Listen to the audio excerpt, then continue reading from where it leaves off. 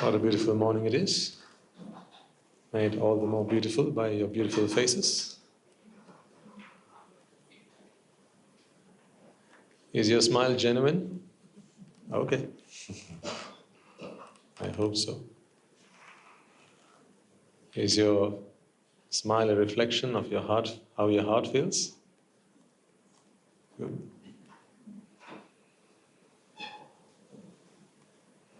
Right, let's begin then.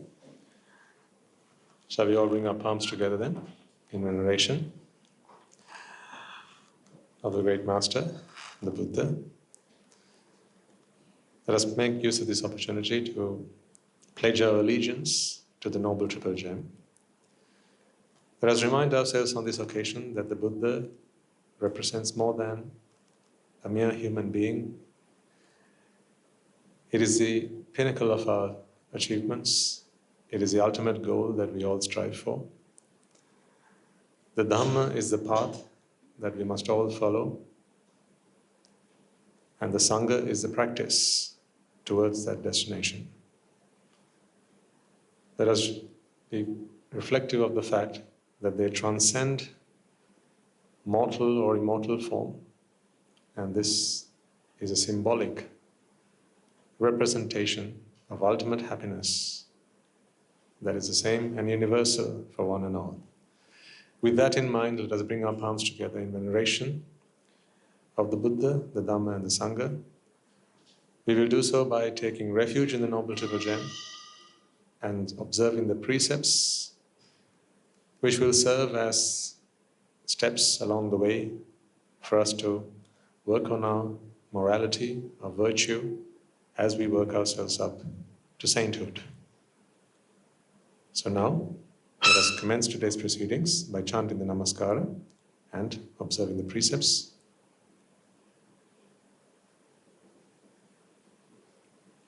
And to do so, please repeat all together and with me. Namo tassa bhagavato arahato samma sambuddhassa. Namo tassa bhagavato arahato samma sambuddhassa. Namo tassa bhagavato arahato samma sambuddhassa. Give me a show of hands if you were not at last week's sermon or if you hadn't had a chance to listen to it. Online, at least? Okay, thank you. So then a new lesson for them and a revision for those who joined last week's sermon might be prudent, but we always cover new ground, so nothing to despair. And quite frankly, these are concepts that you might understand on the first round, but true contemplation will take repeated reflection and contemplation. So anicca, dukkha and anatta are not concepts that we can just brush over, just have you explain to you once, and then leave it at that, and then the following day we talk about something else. It doesn't work like that. Then there's a reason for that, ladies and gentlemen. That is because throughout samsara, we have always practiced nicca, sukha and atta. Out of ignorance, that is what we had done. We practiced a lie. And we practiced it so many times that it began to seem like the truth to us. So today, when you're listening to these concepts and you're trying to get your head around, wrap your head around some of these ideas, it may seem foreign initially, because it is actually questioning the very fundamentals of your very existence. The Dhamma is beginning to prove to you that you don't exist. I mean, that was the one thing that you had. Everyone else was, you knew one of these days everyone's going to leave you, right? Parents, do you not know that your children are one day going to leave you, someday? Children, do you not know that your parents are going to leave you? one of these days? So you could be spouses, you could be siblings, you could be friends. You are preparing for that. I think that is not going to be a shocker. Everyone knows that one day all your loved ones are going to leave you. But you had one person that you could rely on. And you thought that person was always going to be with you. Who was that person? You, yourself. No, not me. Yourself. But then, as of late, what have you been realizing? It's not that he or she is going to leave you. He or she wasn't there to begin with.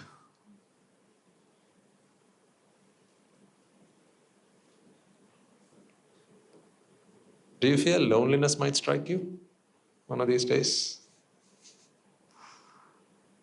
All of a sudden you have this existential crisis. All this time I thought everything I was doing was worth it. At least someone was gaining out of it. See, now even if no one else leaves you, right, everyone else is still going to be around you, you're beginning to understand that there is no you for people to be around.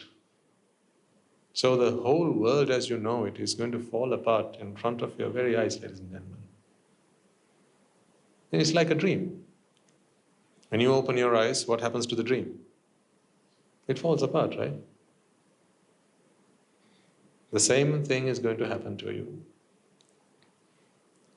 So what should we do then? Stop coming to the sermons and everything will be just fine. Do you like to be fooled? Do you like to live a lie? Just imagine this for a second, okay? And I'm sorry to bring this kind of example first thing in the morning. Just imagine you and living with your spouse, husband or wife. They have an extramarital affair. Would you rather know about it or not? That's a tough one. Would you rather you knew about it or would you rather they kept quiet about it and you never found out about it? Ask your heart what your heart wants. See, the thing is like, I'll prove this to you, the fact that you always want the truth. Let's just say one of these days you find a text message which seems a bit off. Right? You're the only one, as far as you're concerned, who can close a text message with XOXO. Kisses and hugs. But there's some other person that's sending you text message, that's sending your other half text messages, and they're also signing off their text messages with such expressions. And that doesn't, you find that a little bit unsettling. Or you find a red mark that looks something like lipstick, maybe on his collar. The shirt's in the washing, in the laundry basket, you take it to wash it and you see there's a bit of lipstick. See, here's the deal, right? If you are going to suggest to me that you'd rather not find out that he has an extramarital affair, then at that point you will stop thinking about it. You will assume that it is nothing, harmless. You will assume at that point, it must be just, maybe he puts on a bit of lipstick once in a while. Who knows? Things are different these days. We live in very liberal times. Perhaps it's just that. Or you smell a perfume on his handkerchief it's a perfume that you don't wear. And you know that it's a woman's perfume. It's not a gent's perfume. So, one thing you could do, if you're going to suggest to me that you would rather not find out the truth, what you would do in that instance would be just ignore it and think the best of the circumstance. Maybe think, maybe he was just helping someone. Maybe, he was just being very kind and very generous to someone. Maybe he was just in a room where there was just a lot of air freshener And maybe the handkerchief just caught a whiff of that. That's probably what it was. Honestly? Ladies? Are you going to leave it at that and consider it nothing, harmless? Or are you going to make some inquiries? Let's be honest. Well, there you go. Gents, different story? What if you found out?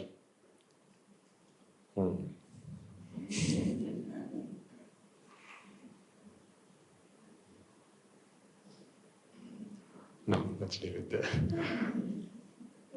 What if you found out anyhow, somehow, that something was going on? Oh, you didn't find out, but you had this suspicion. Right? Then if you don't want to find out the truth, that you are being lied to, that you are being cheated on, right? If you didn't like to find that out, then what you can do is just ignore it. How many in this room would ignore such a thing? Chances are you're not going to ignore it. 9 times out of 10, actually 10 times out of 10, what you would want to do is to find out if you're being lied to. That is because you don't like to be fooled. It feels beneath you. It doesn't feel very dignified when you feel you're fooled. So this is the same deal here. So it would not be wise to stop coming to the sermons because you feel like you're beginning to lose your sense of identity. Well, the truth is, it was only a feeling. It was mere perception. You never had an identity. But then, hey, all our lives, remember when you were younger, I remember when I was just turning 16, that was a big deal for me because we were getting ready for our ordinary level exams and when we were going to get these identity cards. Yeah? Do you recall the feeling? There was a time in our life where we were growing up and it felt nice to grow up. Although today you regret and you want to go back to your childhood, right? That's always the way it is. When you're younger, you wait till you're older, and when you're older, you wish you were younger. So I remember when I first got my hands on my identity card, I really felt something, a sense of pride. Like, hey, I've got my identity, now everyone accepts that I am who I am. It's a very nice feeling.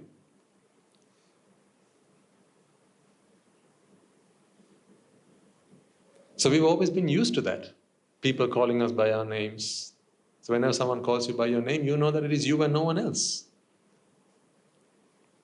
What is the sweetest word in any language? Your name. There's nothing that is more music to your ears than the sound of your own name, of course. That's why if someone gets it wrong, what do you normally do? Excuse me? It's not vimutki. You correct them. You make sure that they get it right. If they don't get it right the first time, you keep on trying at it until they get it right. So that sense of identity, we are now bringing to the surgical table. And what Swami Maharaj is doing is actually doing a surgery. This is open heart surgery. I'm essentially putting the hand of Dhamma,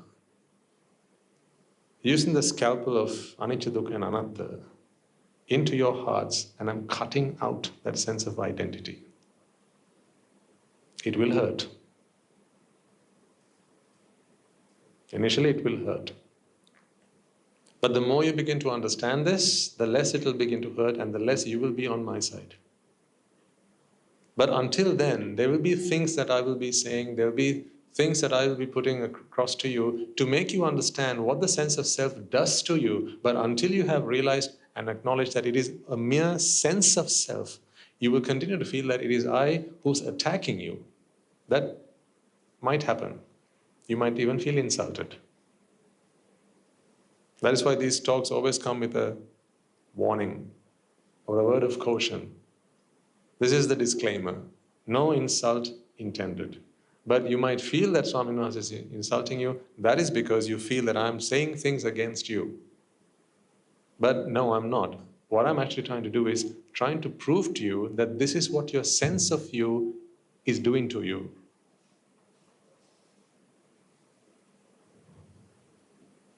And that's why it feels painful. That's why it hurts. In fact, that is why you have always been hurt throughout your life. You don't like it when someone lies to you. That is because there's a you who was lied to. You don't like it when someone fools you. That's because there was a you who was fooled. You don't like it when someone shortchanges you. That is because it is you who was shortchanged.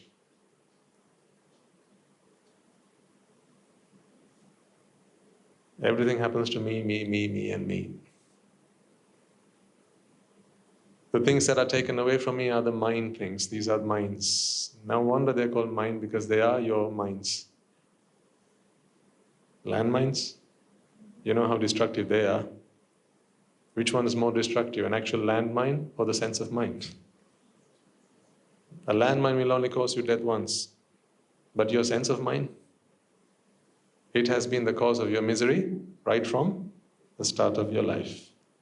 Or if you go back all the way to the beginning of samsara. See, today, if someone came up to you and your wife, let's say, and they admired your wife's beauty, it's okay if a lady did that, but if a man were to do that, that might unsettle you. If another lady might compliment your husband while you're with him about his looks, oh, how handsome you are. Do you always look this good? A lady walks up and just makes a comment towards your husband. Do you always smell this nice? How are you going to be able to bear that?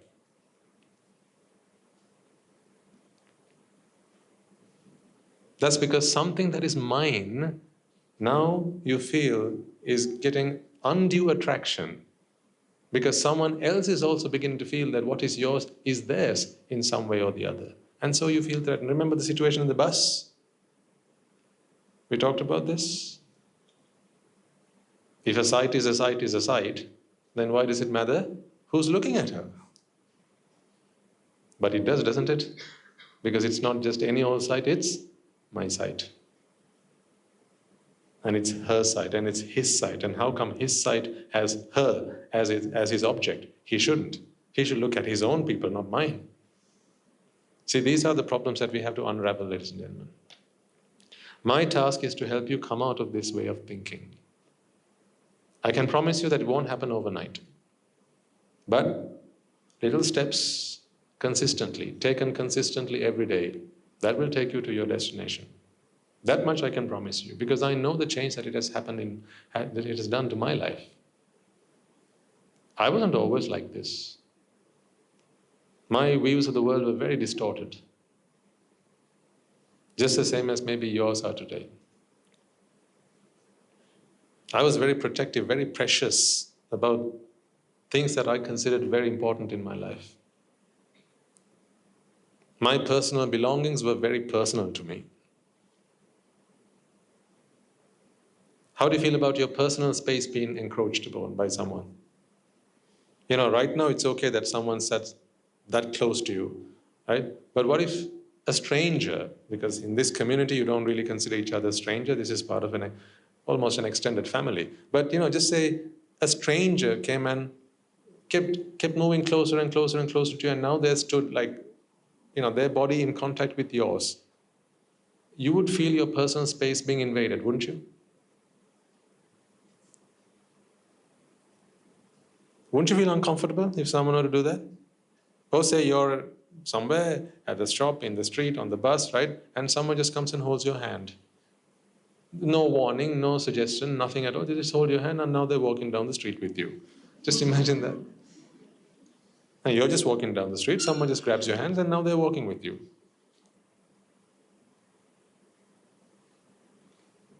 How would you feel about that? Very awkward? Very uneasy?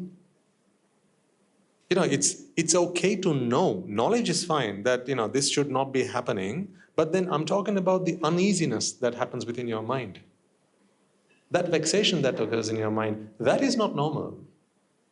Because all that's happened is matter has come into contact with matter. It's okay when you hold your own hand. That's okay, isn't it?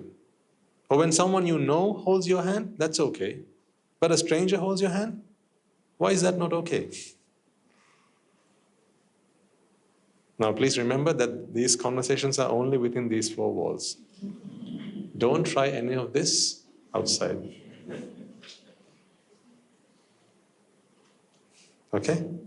So you listen to this sermon, you go and go outside along the street. I'm just going to go and hold someone else's hand and see what it feels like.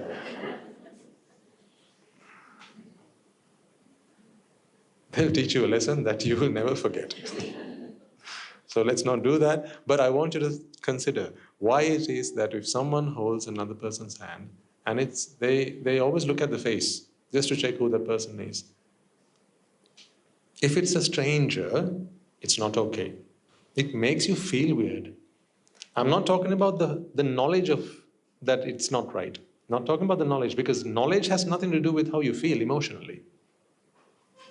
That has nothing to do with how you feel. Your emotions are to do with your internal mental processes that are closely related to your defilements. An Arahatun Vahanse is emotionless. When I is in motion, what do you get? That's what you get emotion. For that you have to have a sense of I, a sense of self.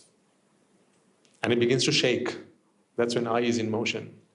And then you begin to feel all these emotions. Everything you talk about, you speak of, and you put into this category of emotion, ladies and gentlemen, all of that is self-based.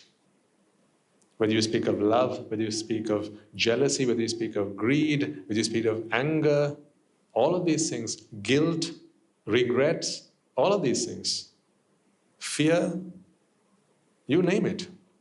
Whatever emotion you're talking about, it is all based in a sense of self. So you might ask, what about the great elder Sariputta? Did he not have a deep sense of respect towards the Buddha? Is that also emotion? That's not emotion. They're not shaken by that. That is not emotion. That is acknowledgement of greatness. That is acknowledgement of virtue. Acknowledgement is not the same as emotion.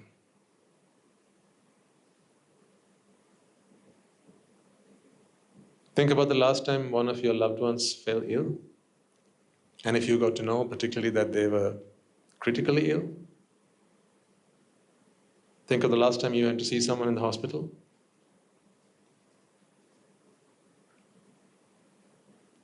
It might have been an emotional experience. Or if someone in the family passed away recently, that might have been an emotional experience. See, all that's happened with someone who's passed away, ladies and gentlemen, is there's still matter. Matter's not changed. It's still the same matter. But now a chitta doesn't arise in that body. That's the only thing that's happened. But you make it out to be much more than that. And you say, my mother's passed away.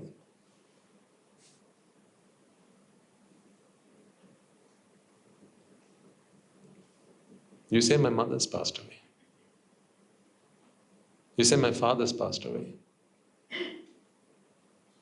If you can understand these truths, the only tears that you will have to shed at your mother's or father's funerals are the tears of courtesy. Why do I say that? Please ensure that you do cry. Others people will ask, who's been brainwashing you? Do ensure that you do cry at your father's or mother's funeral and at the funerals of your loved ones. Right? Tears of courtesy. Otherwise people will come up to you and they'll think that you're really weird and that you did not have any care or concern towards your loved ones, and they will call you, they'll label you emotionless, They'll call you social piranhas. Actually, they'll call me that, not you. Because to the world and everyone else in the world, there's a certain way in which you have to behave. Can I ask you a question? When someone shouts at you, tell me one thing that's going to make them even more annoyed.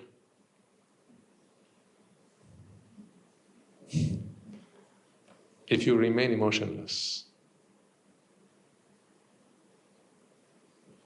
If you remain like you're not bothered by what they've said, there's nothing that drives them up the wall more than that. Nothing.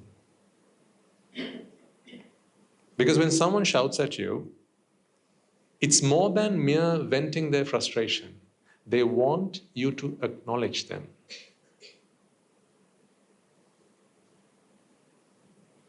I'm here, I'm hurt, and I want you to acknowledge that. I. That's what they're saying. That is why in good customer service, what's the first thing they ask you to do when someone comes and makes a grievance? What's the first magic word you have to say?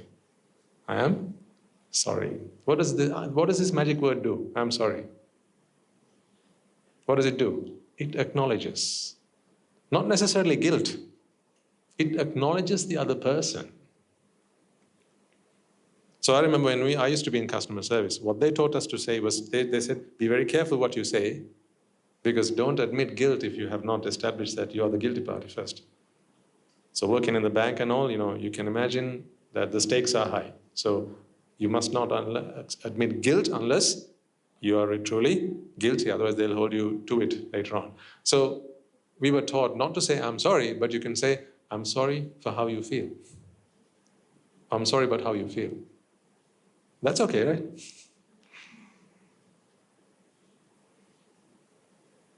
I'm not sorry for what has happened yet because I don't know who's wrong, who's right, but I'm sorry about how you feel. And that actually pacifies the customer.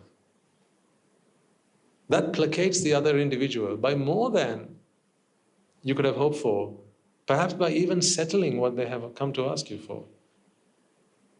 In fact, someone might come and make a complaint and you resolve the matter, but in a way that you are very indifferent to the whole thing. You don't really care about them, you just sort the matter out and you ask, okay, is that it? Anything else? They're not going to be happy about that. But you've still resolved the matter. That's not good enough. They want you to acknowledge that they were hurt. They want you to acknowledge their presence, that they're big, that they're someone. Who's this they I'm talking about? They? Everyone else but you, right?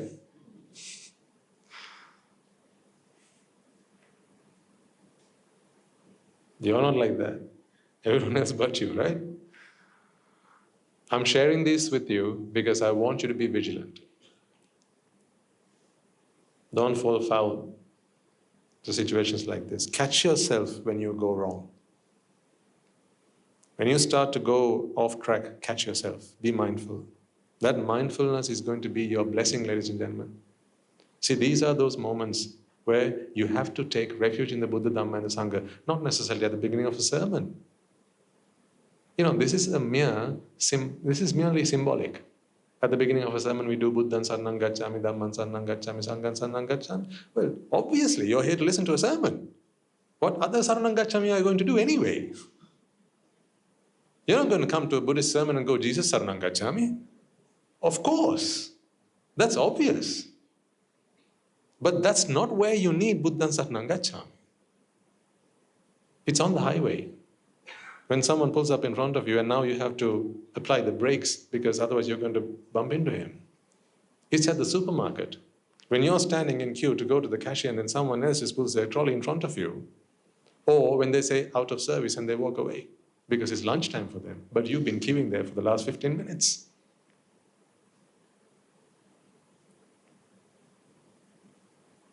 Or when you have a grievance that you want to air but no one wants to listen to you.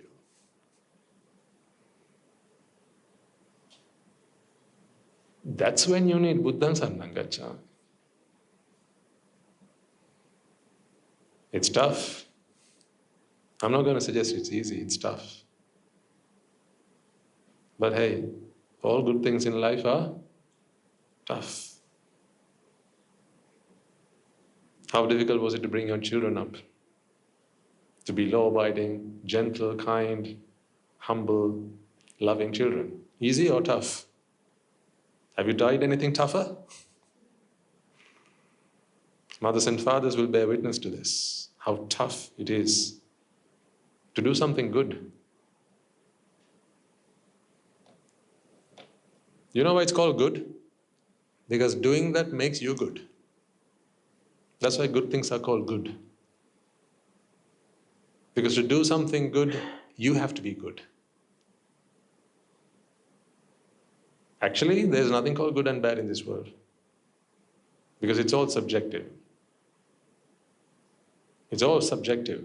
But if you do something you think is good, now you think it's good, therefore your thinking is good. See, that's why intention is always karma. You've heard the Buddha's words, right? Chetanaham bhikkhave kammam vadami.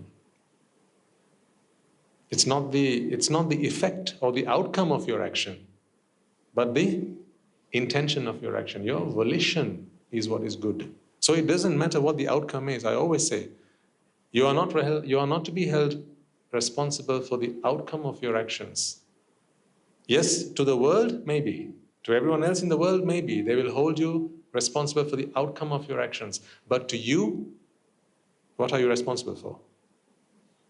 To the higher powers, to the divine, what are you responsible for? To the intention of your actions. They don't care. God doesn't care about the outcome of your actions. Just imagine, you light a fire to put a pot, cook some food, right? That's your intention. To feed the hungry. That's your plan. You want to feed 100 hungry people today. That's your plan, that's your intention. But something happens, an accident, and the fire gets out of hand. And all 100 of the people that have arrived to eat the food that you were going to give them are burnt alive. Just imagine that. What awaits you, heaven or hell? What do you think? What awaits you, heaven or hell? Heaven? What? For burning alive 100 people? How can heaven be the place, your resting place? You've just burnt alive 100 people. Why does it not matter there? Because it's not the outcome that they look. It's the intention.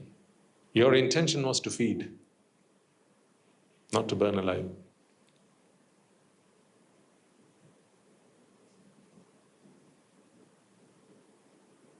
So therefore, when your intentions are critical, in the moments of life, ladies and gentlemen, where you are being evaluated, no one else is going to judge you. Don't worry about anyone else's judgment of you. But be very much concerned about your conscience's judgment of you. What does your conscience say? That judgment you have to be very careful of. What does your conscience say? Don't worry about anyone else's judgment. That's what people do day in, day out. They keep on judging others. They're far too busy judging others, and so they don't have enough time to judge their own intentions. Pity. No wonder people have no time to look after themselves, because what are they doing? They're looking at everyone else, right?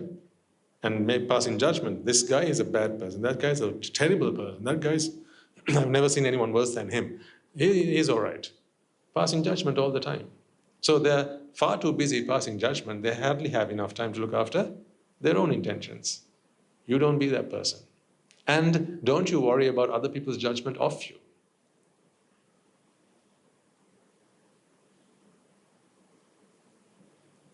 A very common critique that the Buddha attracted towards himself actually before becoming the Buddha, was when he was the Prince Siddhartha and he abandoned his wife and child. It's rife in Buddhist literature. How could he? People say.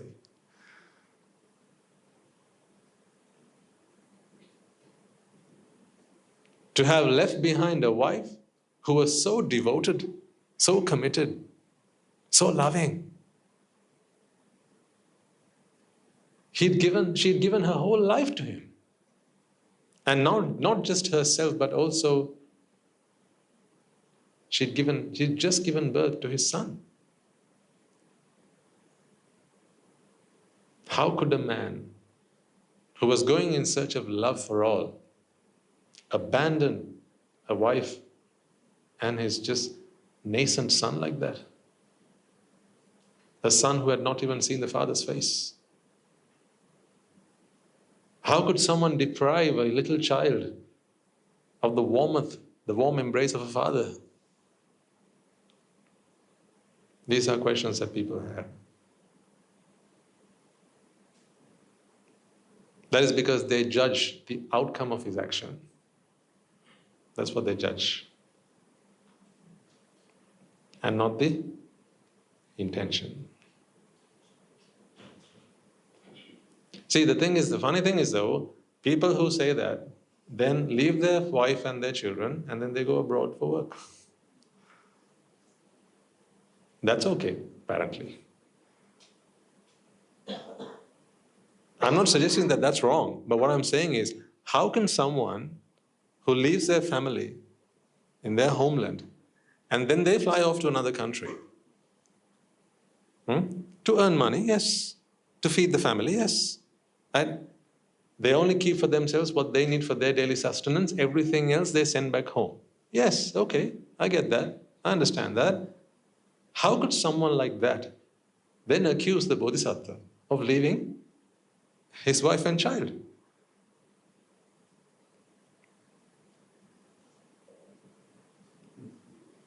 He goes looking for money, in search for wealth. The Buddha went in search for the truth.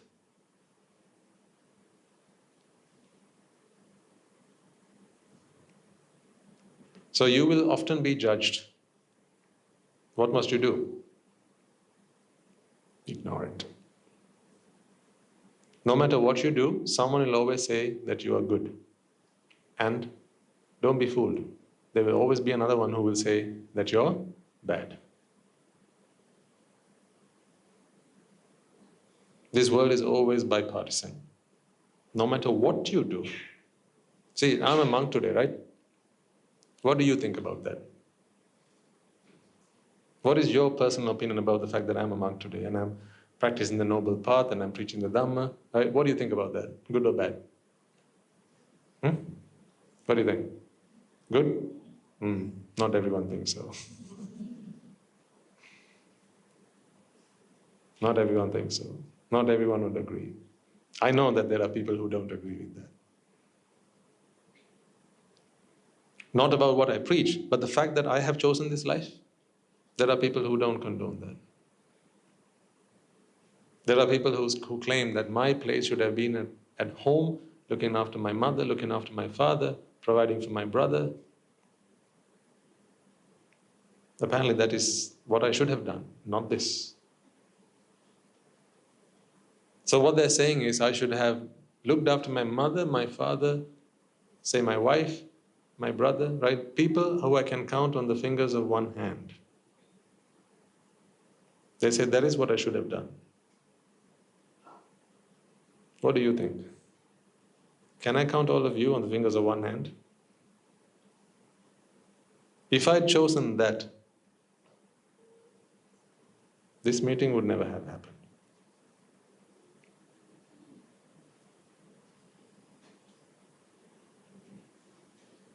It was not easy. Leaving home was not easy. As the elder son of the family, it was always my idea that it was kind of drilled into me. I doted on my parents. They were everything to me.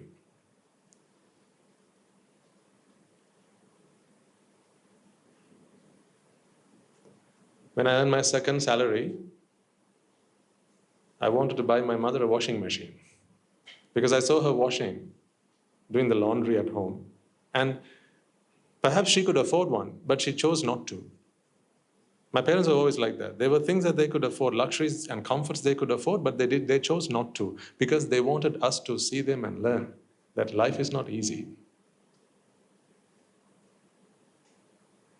They wanted to teach me that washing machines are not things that wash clothes.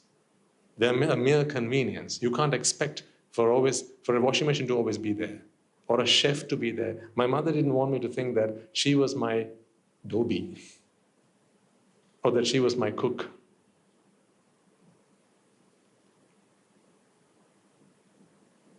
Whenever I could, she would bring me and say, right, why don't you do that half and I'll do the other half? Not because she couldn't. Not because, I don't think they couldn't afford a washing machine, but she chose not to.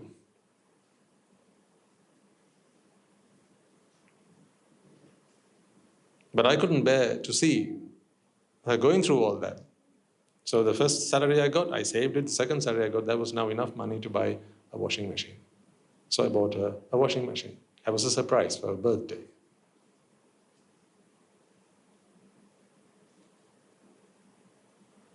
So what people tell me is that is what I should have kept doing. That is, like I said, that is what I thought. My place was at home. Look after them. See them grow older. Be there by their side. Actually, today, I don't really know what their plan is.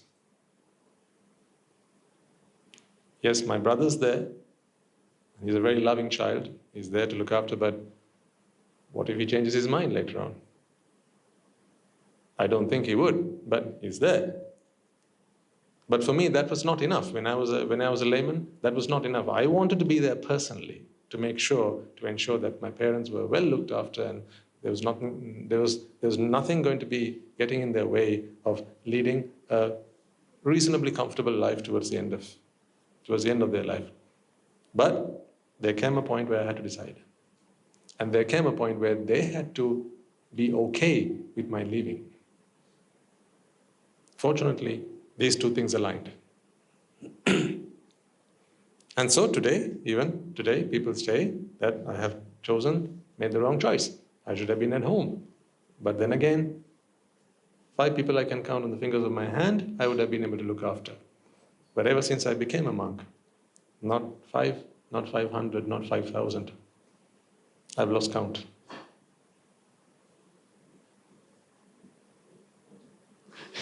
There's something pretty ironical. Sometimes I share with parents who are unwilling to give their children up to the sasana.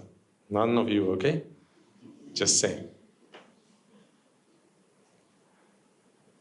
It's only meant in a very, very harmless, very jovial manner, but nonetheless, it is the truth.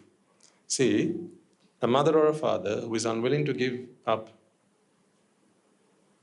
his or her son or daughter, let's say son just to keep things simple, to the sasana, because he feels that the child should be with them. But where does she go on the Poya day to listen to the sermon? Where does she go to offer her alms? Where does she go for the Tummasadana? Who does she invite for the Haddavasadana? A monk, right? Meaning the child that was given up by another mother. That's okay. So there must always be monks, like they grow on trees. There must always be monks who are there to serve us, right? They have to come to our almsgivings.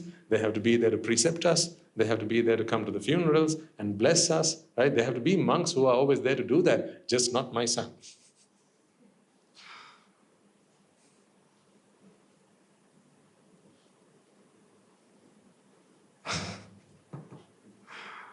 But, there are parents out there, there are mothers and fathers out there who are prepared to let go of their hope for a better future. Because, that's why I always feel it. These parents who give up their children like that, they're not just parents to that child. They consider themselves parents to the whole world. It's remarkable, really. Really is remarkable. Personally, I've not had to do that because I was not a parent. But I had parents who were prepared to do that. I know very well, ladies and gentlemen, sorry, this is not what I was going to talk about, but as we are on the point, right, one or two last comments, I know very well that their dream was to grow older, retire comfortably, and that their Lokaputta will be there to look after them. Because Lokaputta was very affectionate. He was so committed to them. So they knew in the back of their minds, nothing to worry about, Lokaputta is here. If a natural death were not to occur, then they were assured that Lokaputta was always going to be there to look after them.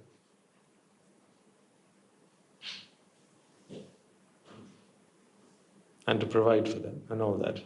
But when I said, no, Amma, I don't think my place is at home. I think the whole world is my home. I have to go. There's a greater truth that awaits me. Just as I look after you and give you love and give Appachi love, I have to give the same to every other mother and father. My place is not at home. I don't feel like that. Would you be prepared to let go? They had zero understanding of the Dhamma. That's the most remarkable thing. Zero.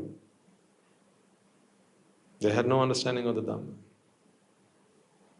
And so the only lifeline they had to a safe, comfortable, assured future, it's like giving up an insurance plan. After you'd paid for it for the 25 or so years, you keep paying an insurance plan and then you cancel it. Just, who does that?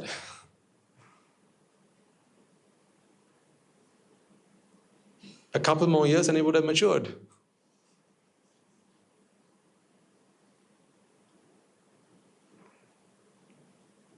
And only until 1 or 2 years ago, my mother was still at work. Because now the assurance that they had that their son would be there is gone. I only share with you my own mother's story, but this is the same for every mother. This is not her story. This is every mother's story. Every mother who has willingly given up their child to the sasana. They're not mothers to one child. They're mothers to the whole world.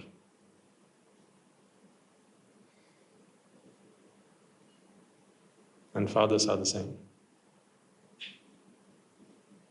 Because a father takes assurance that if I were to die, then someone will be there to look after my wife.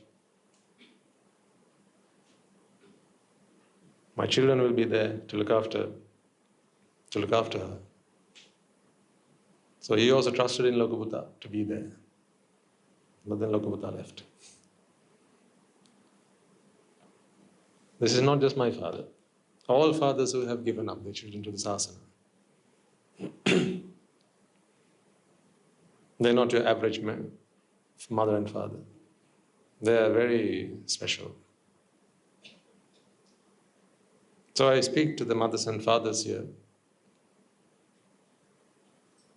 If an opportunity ever arises, dear parents,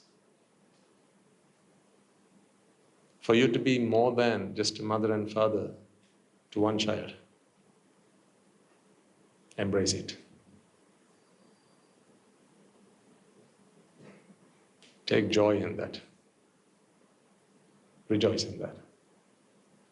Take pride in that. Because what you're making is a sacrifice. But all great things require a sacrifice to be made. You don't earn anything without making a sacrifice. You cannot become great without making a sacrifice. Think of any person you know in the books of history who you consider today to be a great man or a great woman. Mother Teresa, Mahatma Gandhi, whoever you want to think of. Nelson Mandela, worldly figures. I'm not even going to talk about the Buddha. Think of any great man. Think of your mother and father. You know on a personal level how much of a sacrifice they made on your behalf. You are the product of that sacrifice, aren't you? Are you not the product of your parents' sacrifice? Not one sacrifice, but sacrifices. If they hadn't made those sacrifices, do you think you would be who you are today?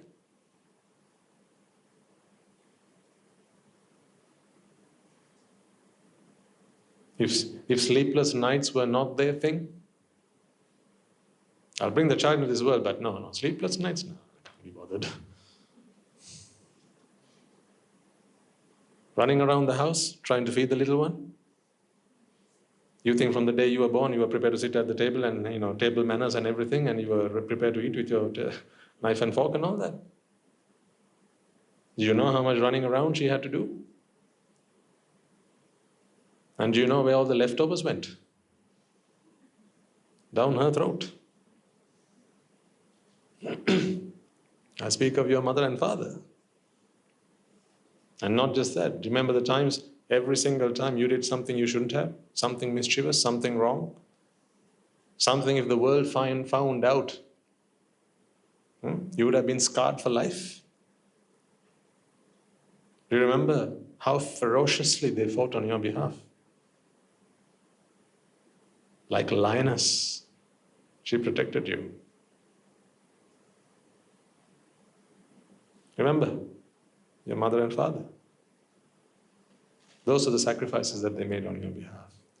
You would have gone to work, but then he came back home late at night, too tired to do anything, but still came and tucked you into bed.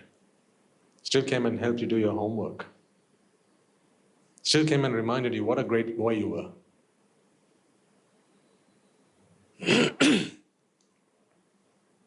And that he knew that one day you would go on to become a great man, even better than the one that he was. He kept on saying these words into your ears. Those were the words with which you grew up. They built your character. They built your personality. They strengthened your backbone so you wouldn't have to bend in front of other people out of shame and guilt.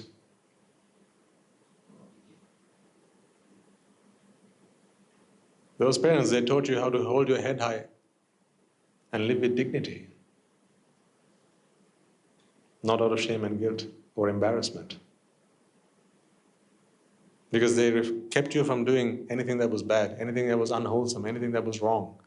They may not have had the Dhamma, ladies and gentlemen, but they still used whatever they knew to keep you. Perhaps they might have inflicted some punishment, because that's all they knew. Perhaps they didn't have the Buddha, Dhamma and the Sangha. Those are the sacrifices they made. See, those sacrifices led you to become the person that you are today. When you look in the mirror, can't you see your father? Can't you? I can.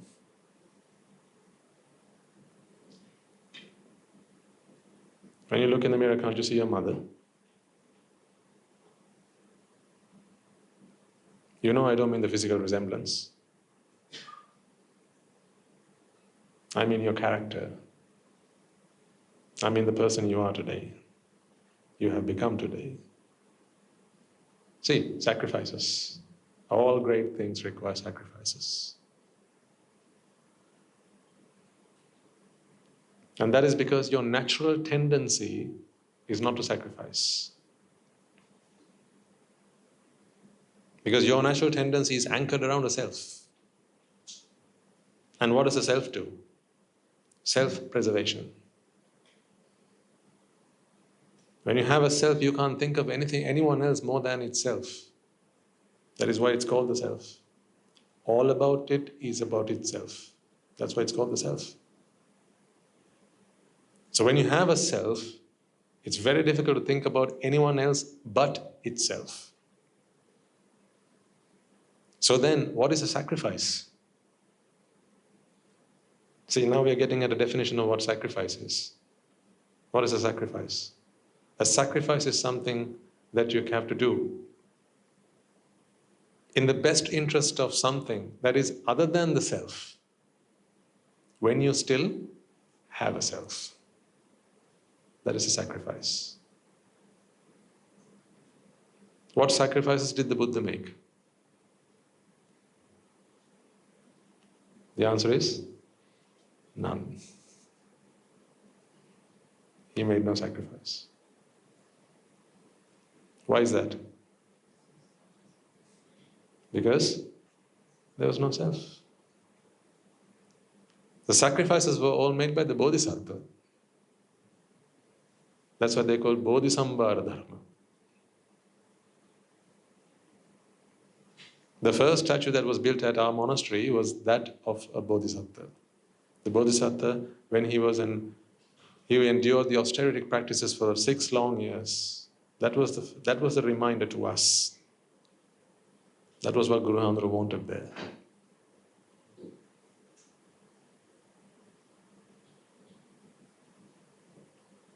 The emblem of sacrifice, the embodiment of sacrifice. But the Buddha made no sacrifice. By the time he became the Buddha, every sacrifice that needed to have been made had been made. Therefore, the result of all those sacrifices was what? The Buddha. Of course, that's how it's supposed to be. If you want something great, you have to sacrifice. So, what do you get for making the greatest sacrifice? You get to be the greatest. That's how it works. So to the degree to which you are prepared to make a sacrifice, ladies and gentlemen, that will determine how great you can end up being. Your lives are evidence of what I say. Yes or no? Anything and everything you might have achieved today, which you are proud of, is it not the product of a sacrifice? Whether that might be an educational achievement, whether that might be a professional achievement, whether that might be a personal achievement, whether that might be a good relationship that you have, whether that might be good business, whatever it is, your wealth, your health, whatever it might be. If you want to be healthy, don't you have to make sacrifices? Why do you take yourself to the gym every other night? It's not because you enjoy pushing those weights. Who enjoys pushing weights? It's a sacrifice that you have to make for the product that comes at the end. That's what it is. Yeah, I can give you countless examples, but I don't need to, because your life is an abundance of examples of how sacrifices have yielded greatness. Well, there you go then. If you want the greatest happiness that life can offer you, let's come back around full circle then. If you want to achieve the greatest happiness that life can offer you, if you want the greatest, it's the superlative. If you want the greatest happiness that life can offer you, what sort of a sacrifice do you think you have to make? The greatest sacrifice of all, which is you have to be prepared to give up yourself. Are you?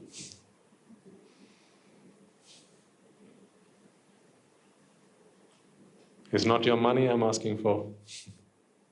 I don't want your money. I want something more expensive than that.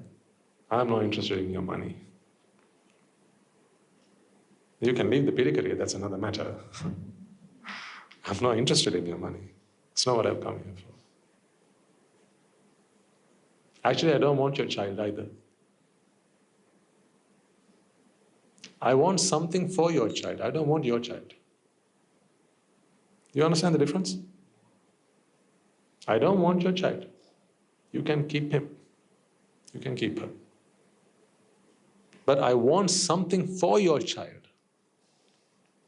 If you can give it to him or her, keep him with you. Keep him. Keep her with you. If you can give it to him or her, he and she are in the best place that they could be right now. But if you cannot, then I ask you to reconsider. I don't want your child. I don't want your money, I don't want your child. How about your house? You know I don't want that. Your car? You know I don't want that. Your wife? You know I certainly don't want that. I mean, I don't want anything you don't want, sure.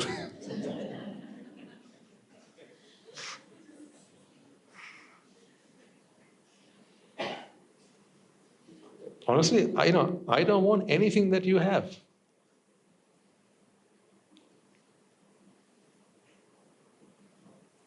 I don't want anything that you have. I want what you are. It's not what you have that I'm interested in. It's what you are that I want. Give it. Unashamedly, I'm here to make that demand of you. Give me what you are.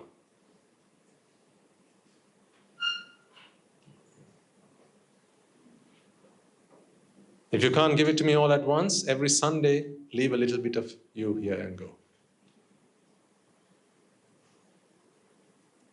Leave a little bit of what you are here every Sunday before you go. I don't want anything you have. Your possessions, keep them with you. Your money, keep it with you. Your house, keep it with you. Everything, keep it with you. I don't want it. But whatever you are, who are you? That person. That's the one I'm talking about.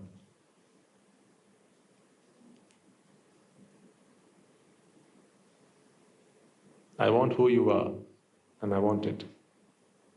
Give it to me. Give it to me.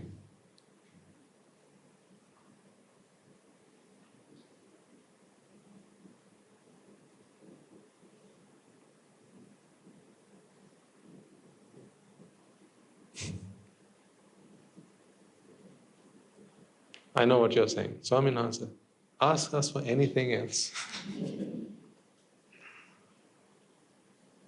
Ask for a kuti, Swaminatha. It will be so much easier to give that. I'll give you 10 for every one you ask me. One day I said, give me a sadhukara. You gave sadhu a car. Remember?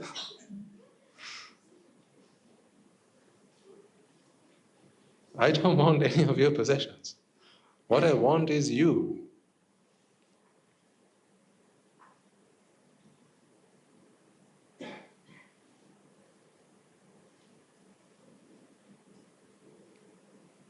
But this is the hardest thing to give. It is the toughest thing to give. That's why it takes a huge sacrifice.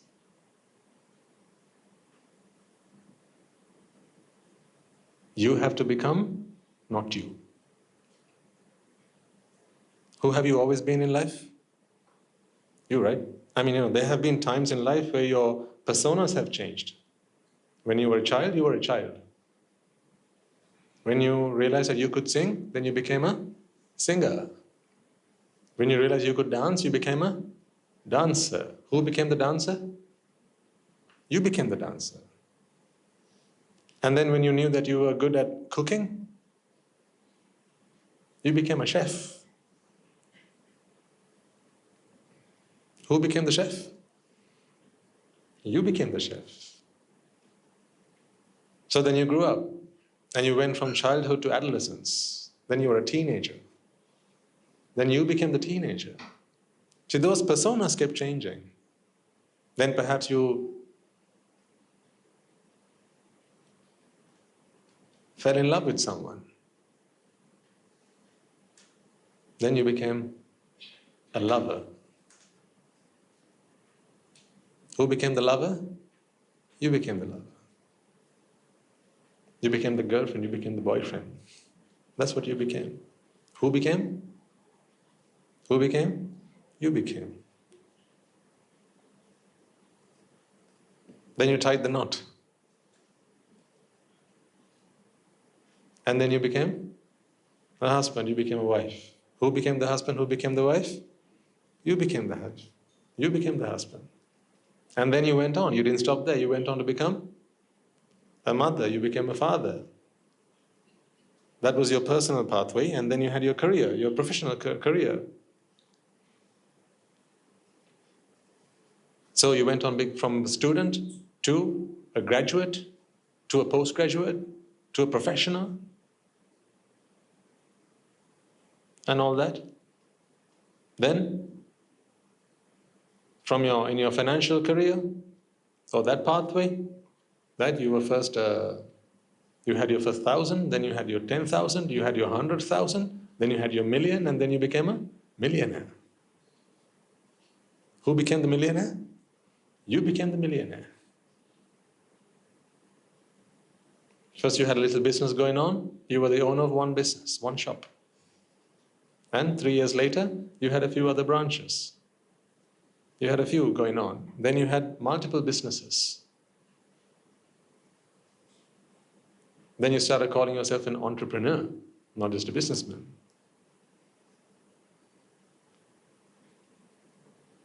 See, that was you transforming. Every single time you were transforming. But amidst all of this, there was one thing that remained the same. And what was that? You. That never changed. It was not like, you were the child but someone else became the teenager. Not like that, right? So you got married, someone else became a mother. No, right? No. You were married, you were a wife, and then you became a mother. See, all those things on the outside changed, but there was one thing that never changed. That's what I'm asking for now. I want that. Can I have it? Are you prepared to offer it? Pirikara? Are you prepared to offer that to me as Pirikara? You see, everything else you offer are the 4 requisites. You can offer alms, you can offer robes, you can offer medicine, you can offer shelter, right? Those are things that this body needs. Aren't they? We call it the Siupasaya, the 4 requisites. Those 4 requisites are an offering to the body that bears this mind that shares a Dhamma with you. But that's an offering to this body. If I didn't have a body, as soon as the Sunday sermons would be done, what would you be able to do? Shush, out of this place. Because you don't have to queue up to make any offerings of Pirikara or stand outside waiting to give alms to Swamin Wahanse. As you encourage him on, you can do it, Swamin Wahanse, you can do it. Hint, hint.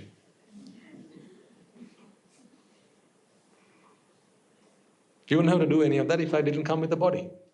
So all of these, I can only consider is you being considerate.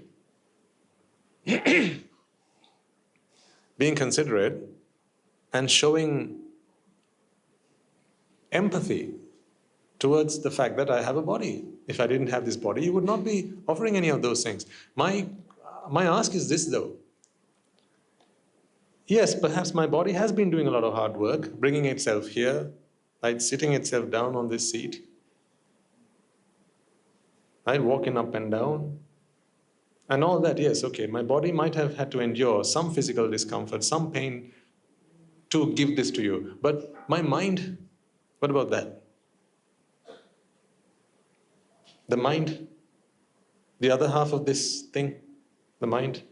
What Pirikara have you offered this mind?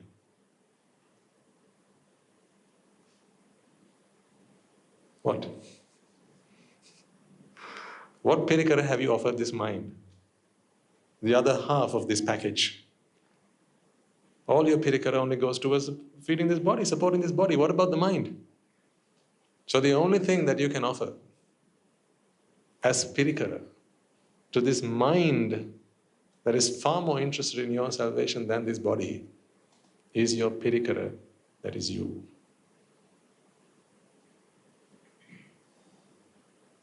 You are the pirikara that I want. Not what you have, but you.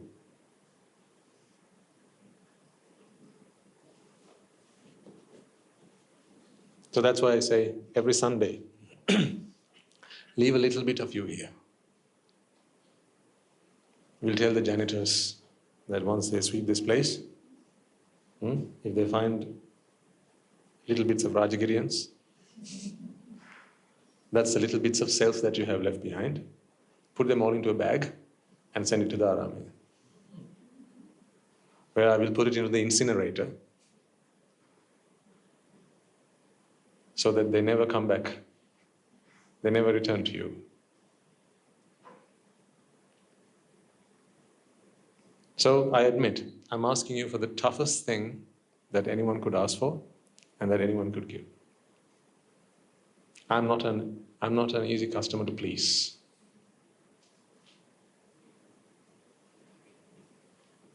I'm not pleased easily.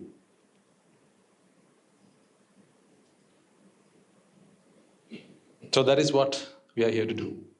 Are you prepared to give me some of you? At least some?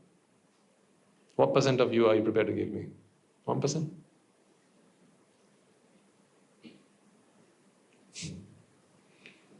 But I won't stop until you have given me all 100. The only escape is by not turning up. You can escape me by not showing up. But if you do show up, I am adamant, I'm stubborn. I will somehow extract that out of you. What do you call those things when you do this chase those spirits away? Exorcism, right? Yes, that's what I'm doing. I am the exorcist.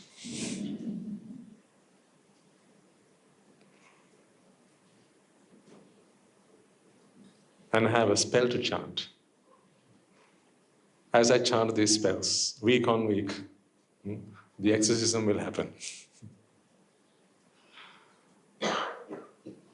It has happened for a few.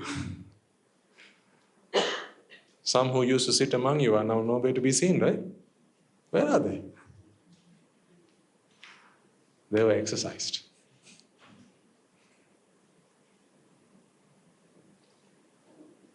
Now they're living the good life now. Not a good life, the good life. Whereas you're living a good life. So when people ask, how's life? Yeah, I'm living a good life. Yeah. Why do you say it's a good life? Because there are others that think differently. It's subjective. What's your good life is your good life to you only, and for someone else it is not. You may be the envy of some, but at the sympathy of others. Don't you agree? Do you think everyone envies your lifestyle? Do you think so? Everyone envies your lifestyle? I mean, come on, you're the Colombians, right?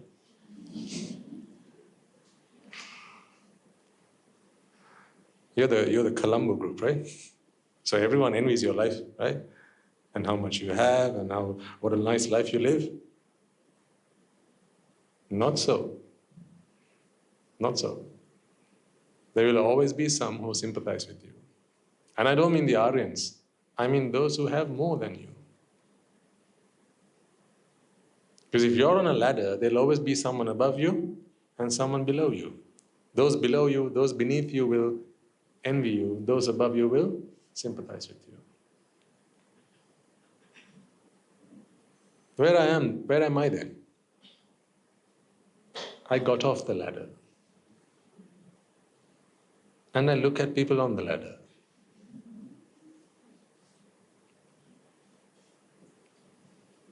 As I look at people on the ladder, who do I envy? Who do I envy?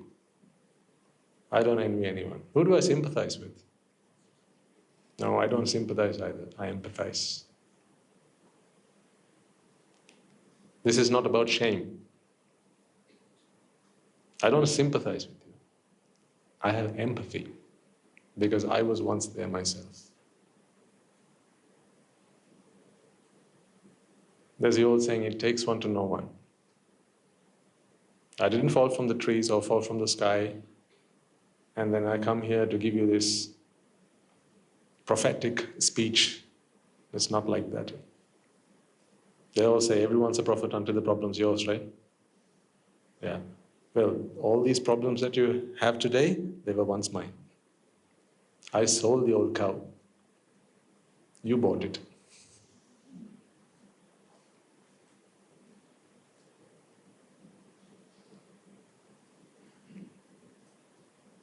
That's why I don't sympathize with you. I just know what you're going through. I know. I can resonate with that. I can feel the beat of your heart, ladies and gentlemen. I genuinely can. And I'm glad that I can, actually. I'm glad that I didn't come into robes at that young an age when I perhaps could not have been able to relate to you. Unless, of course, if I'd done that when I was very young, my teachers were there to teach me how, people, everyday people, the average Joe feels. If that would have happened, then perhaps yes.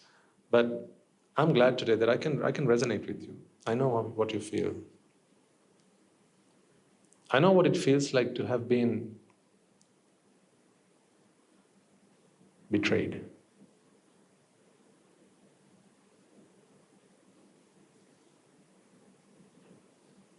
I know what that feels like. I know what loss feels like. I know. I know what grief feels like.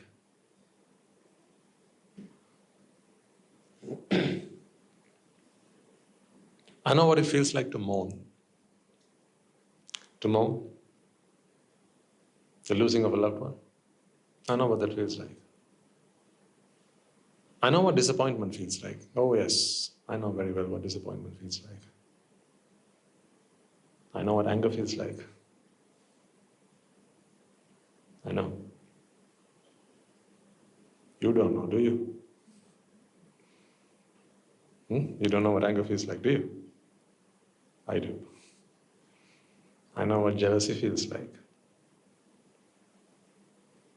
To be able to be okay with what someone else has when you don't, it's difficult, isn't it? I know you're embarrassed to shake your head in agreement, but if Játi is Játi is Játi is Játi, then Játi is Játi. It's not your problem. It's Játi's problem. Your Játi is no different to the person sat next to you.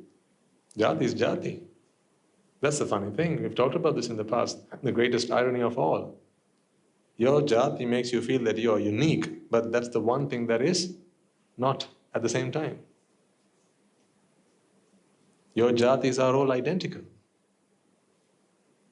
At its most basic level, your Játis are all identical. Beyond that, all of these are extensions of your memories and facts and data that you have about you, that's all. But your sense of Játi is identical. Just like your consciousness is identical, your sense of Játi is also identical. Your sense of self is identical. Don't you find that amusing? The fact that whatever it is that makes you feel special is the one thing that everyone else also has? So then are you special at all? That's the biggest joke, don't you think?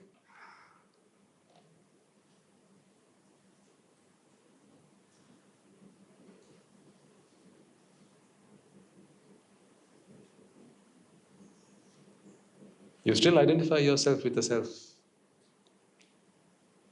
And I know what that feels like. I know what exam stress feels like. Been there. Never again. Not because I don't take exams anymore. I'm happy to. If I had to, I would. But exam fear, exam stress, thing of the past.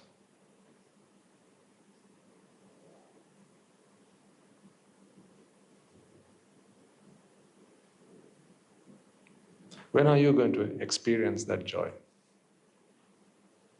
When you can just sit an exam and not fear about its result. But that is not to say that you're going to work on it any less. You still work hard. Working hard is not the same as hurting hard. It's working hard. You can work hard without hurting hard. It's possible. So I know what you feel like. I know because I've been there, I've done that, ladies and gentlemen. I know what Játi does because that is what it has always done to me, and I know that it does the same to you because your Játi is no different to my Játi. Játi is Játi.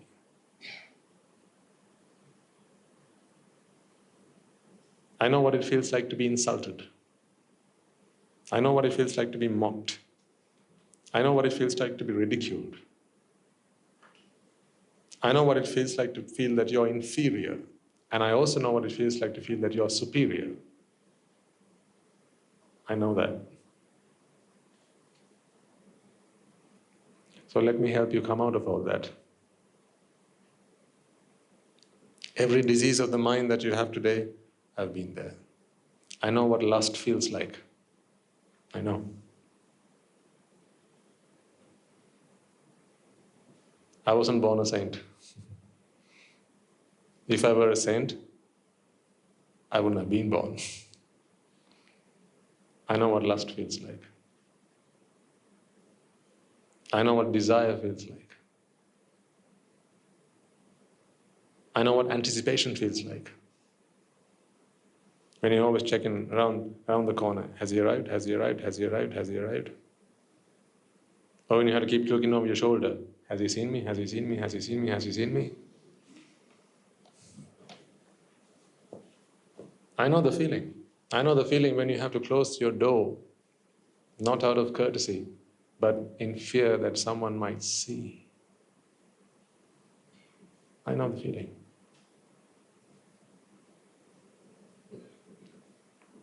This is essentially my curriculum vitae.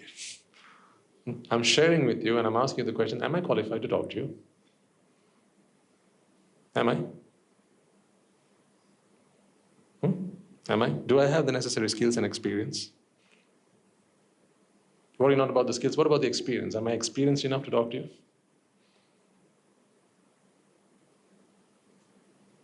Or shall we find a different lecturer?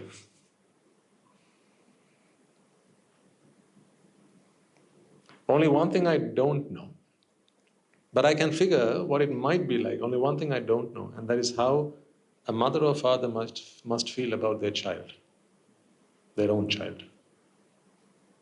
That I don't know.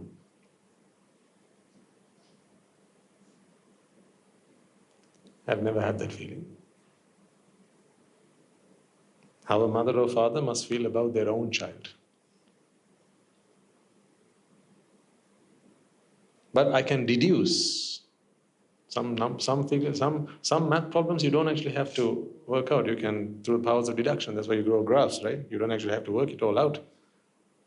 Through the powers of deduction, I can imagine what a mother or father must feel like, because I know how Játi works. These are all Játika Prashna.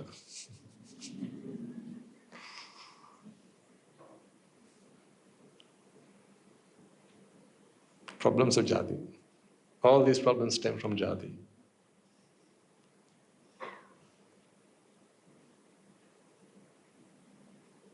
I know what growing this old feels like, but I don't know what 50s, 60s might feel like yet.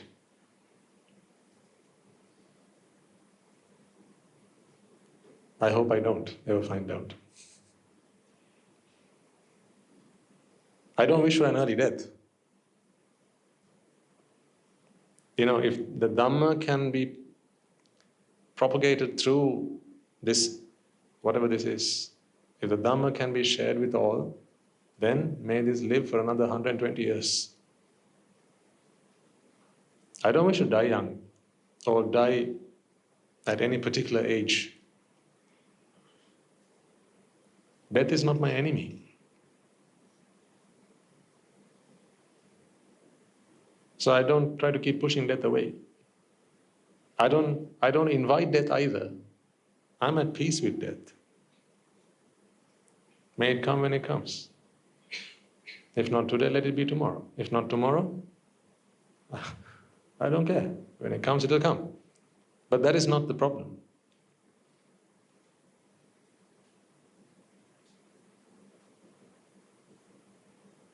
I don't know what it feels like to be 60. So if you're 60 here, then I cannot tell you I know what that feels like. But I can deduce what that must feel like.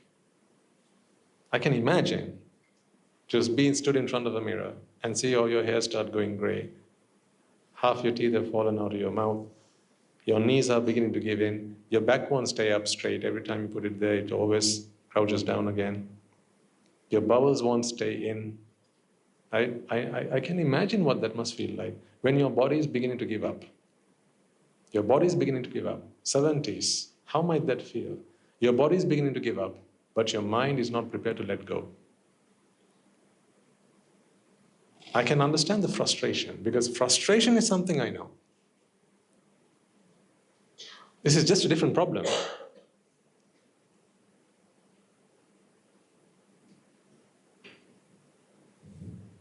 Different people, same party.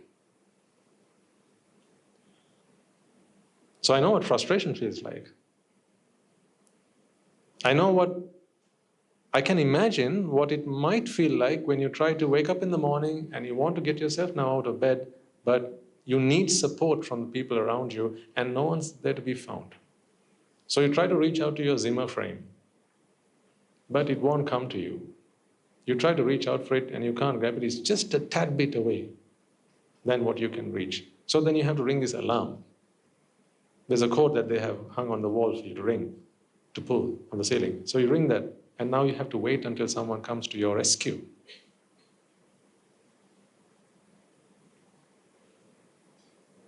I'm painting a beautiful picture of your future.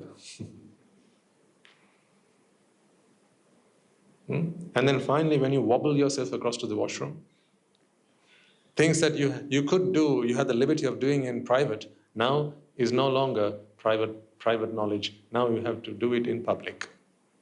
Because someone has to be by your side to make sure that once you sit down, you can stand up again.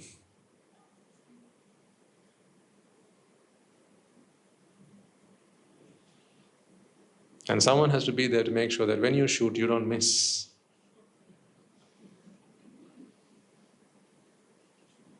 The target.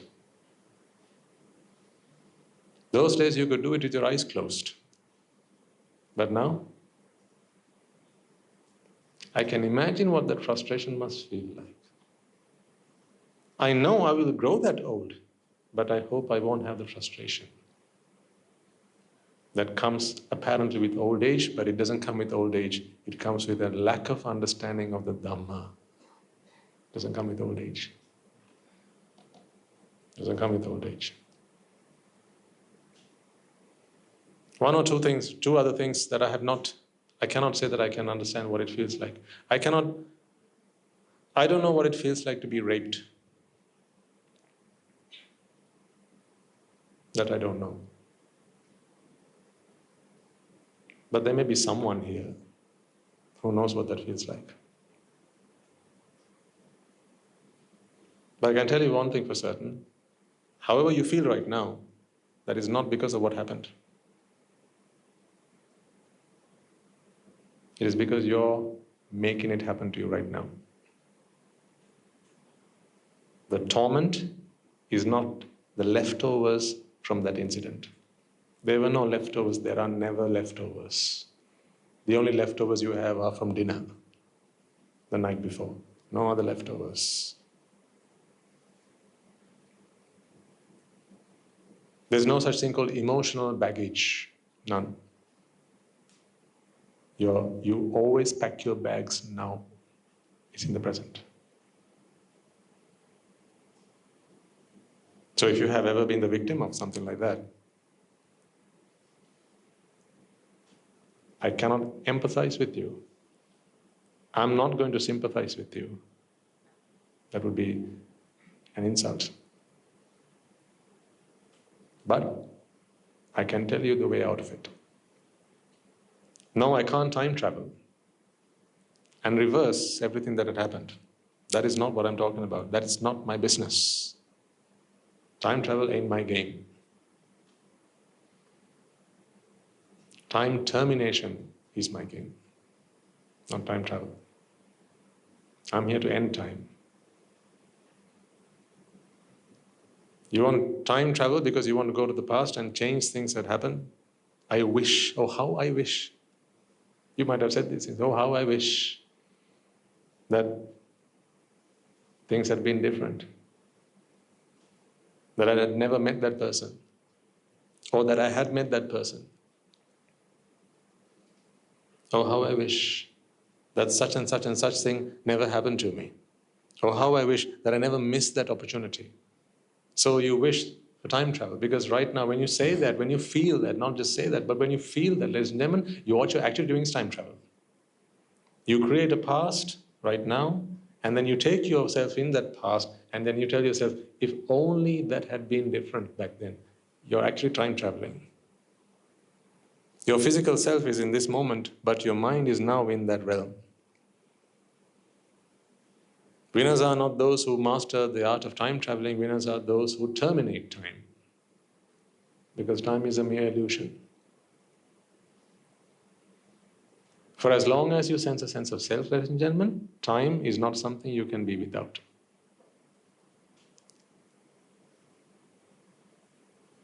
Just as when you have something of mass, something that has substance, will require units such as kilograms to measure it. Just as something that takes up space will require liters to measure its volume. In the same manner, for as long as you sense a sense of self, you will need something to measure it with. What do you think that is? Time. Time are your units to measure the sense of existence, your sense of self. How do you know you're there? Because you have been. The moment you say, I have been, and something else comes to your mind as a question, doesn't it? What is that? For how long? That's how you know you're there. Because you have been. If you have been, then you're here. And you will be. See, now you're on the dimension of time. So I don't know what it feels like to be raped. I have not had that experience. But if you are someone who has had that experience, today you don't live the leftovers of that experience from the past. Today you live the sense of sympathy that you wish to exert upon yourself. That is your emotional baggage. Because let's be honest, it never happened to you. It is not to you it happened. But you can't stop yourself from thinking that it happened to me. Why is that? That is your sense of existence. Because when you have a sense of existence, then anything that had happened in the past happened to whom? Me. Anything that might happen in the future will happen to whom? Whom? Me.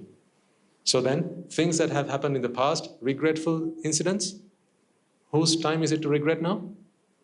My time to regret. Because they happen to me.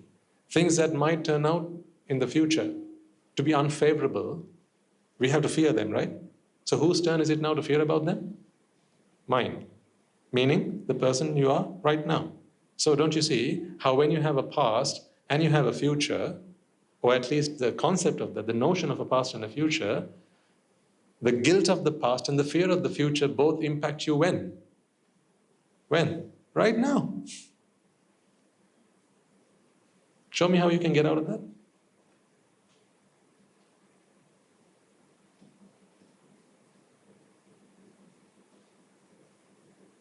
Show me if you know a way out of that without the Dhamma.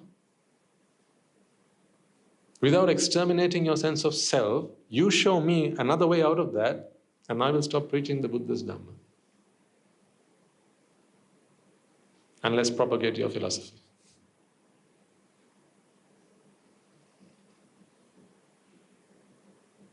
That's what I'm saying. I know what guilt feels like. That I do. Things that I've done in the past. And then in another time in the past, I felt that I shouldn't have done that thing that I'd done in the past. I know that that was guilt. So I have that experience. I remember what guilt feels like. If you have that problem, we have an answer. We have a solution.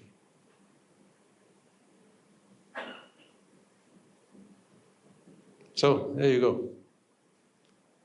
From one end of the spectrum to the other end of the spectrum.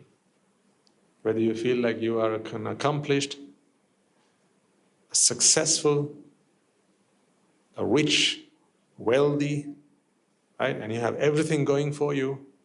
If you're on that end of the spectrum, or whether you're on the other end of the spectrum where you're feeling miserable and you feel like you want to off with yourself and that this world is too unkindly, that this is not a place for you, that no one understands you.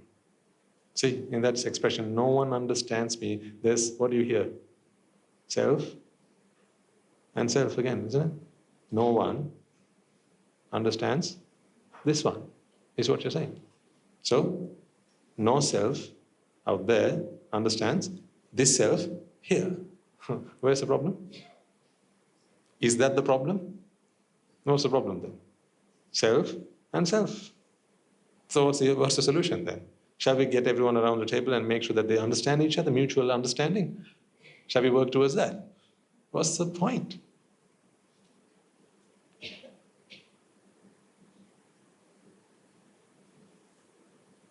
What's the point?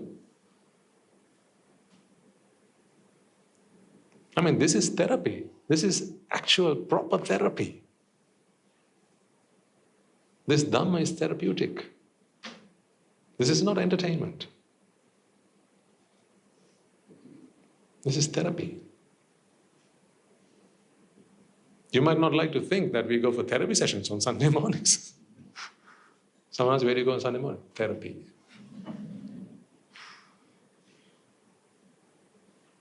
What's the problem? Psychological issues. But what is this after all? What is this after all? Therapy. What's the stigma associated with that? There's no stigma. So only the people who are here need therapy, the rest of them don't, is it? They're all fine, are they? Your boss is okay. It's just you that needs therapy.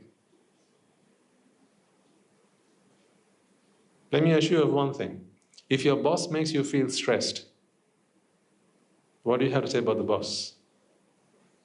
He is even more stressed. Hurt people? Hurt people. If someone shouts at you, then what can you tell about them? They need a good telling off themselves. Angry people try to make others angry. How about lustful people? What do? Imagine someone who's full of lust. I'm not going to bring any specific examples, don't worry. I know that would embarrass you to no end. Don't worry, right? But just figuratively, right? When someone is full of lust, and they want to vent those feelings, because it's a vexation after all. What do they tend to do? If you have someone in your vicinity, they tend to induce. They try to ignite the fire of lust within them. Why? Because now they're compatible.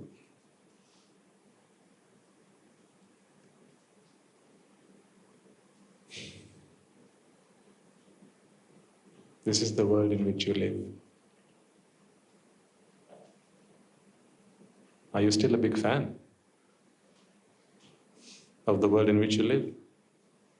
You ask yourselves, ladies and gentlemen, whether these things that I share with you are mere fictional fantasies or whether they're actual life situations that you go through every day. Right? If there's someone that you associate with, someone, leave it at that, and they feel lustful, you know that the next thing they'd want to do is to ignite the fire of lust within you. And towards that end, they will do what they have to do.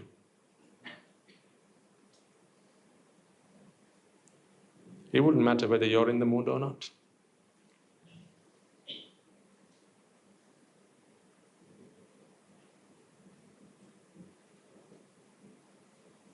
Like we discussed last week, how can I sense what you sense? It's impossible.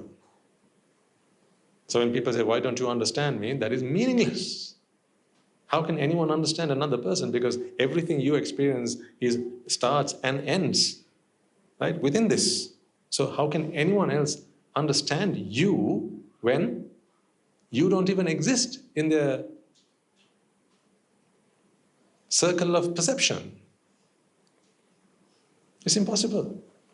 So then it doesn't matter, it wouldn't matter to them whether you're in the mood or not. They couldn't care less.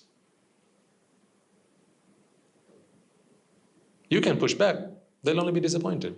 Now they have replaced lust with disappointment. That's all that's happened. And then they'll accuse you that you don't understand them. That's what they'll say. Why don't you understand me? That I also have needs. That's what people will say.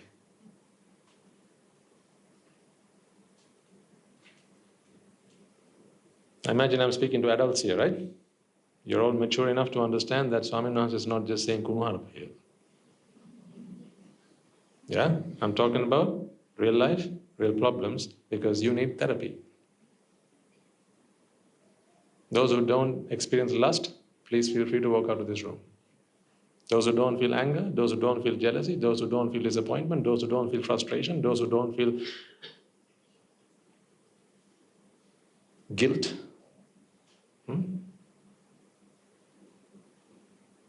Those who don't feel a sense of seniority, a sense of superiority, a sense of inferiority, please walk out of this room because you don't need therapy.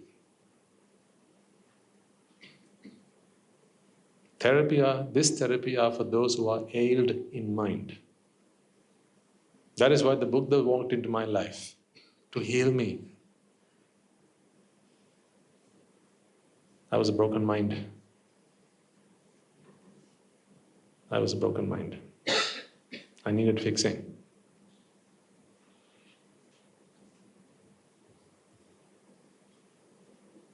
That's why I fell at my teacher's feet.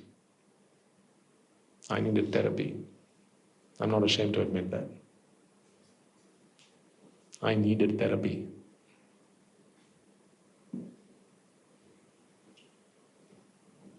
You know this is true.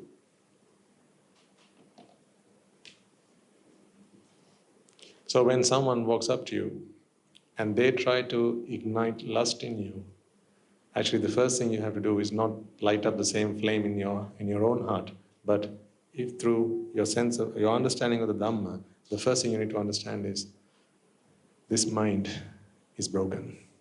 It needs fixing.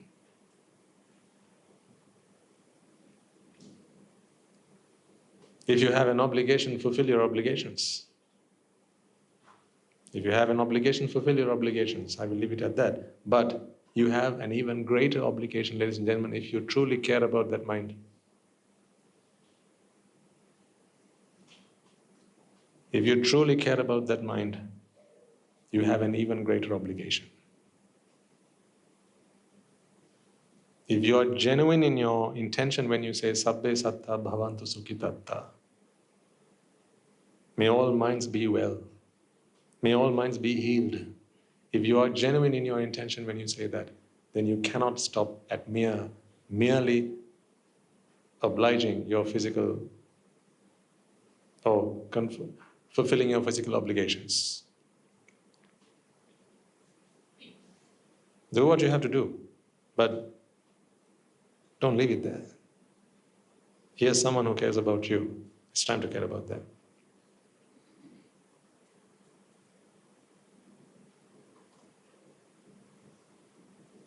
That's why the Dhamma is a great piece of magic. If for a couple who really care about each other, the Dhamma can do wonders. If you truly care about each other, the Dhamma can do wonders.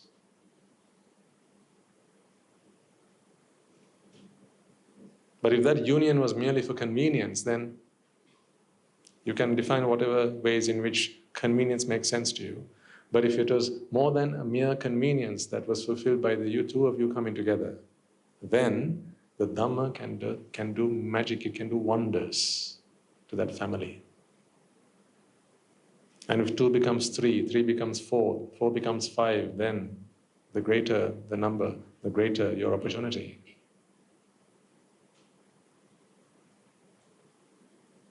The Dhamma is solid. You can't pick any holes in this. It's perfect. No wonder it was preached by the perfect one.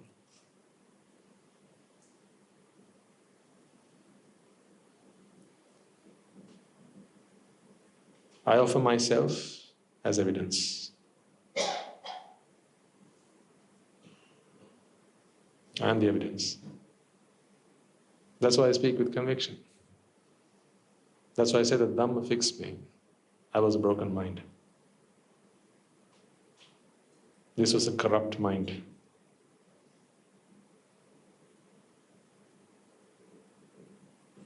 That like water that looks for any crevice that it can find to flow through and leak out. When this mind was vexed, ladies and gentlemen, all it looked for was crevices, get out clauses, some way of escape, some way to vent itself. Because that pent-up frustration, that pent-up disappointment, that pent-up vexation, you could not hold it for very long. How much, patience has its limits. And patience is not just a virtue when you are angry. Patience is also something you practice when you feel lustful, or greedy, or jealous, or inferior or superior.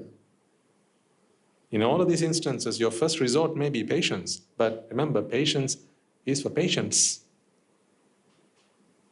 If you're a mental patient, then patience is your game. That's all you can do.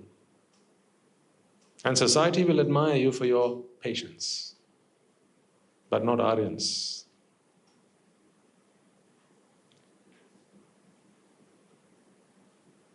If you have to carry a shield, that is the equivalent of your patience. If you carry a weapon, that is the equivalent of you fighting back, your retaliation.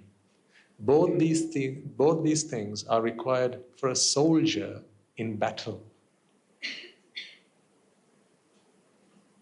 Neither of these two objects are those that are wielded by those who have left the battlefield.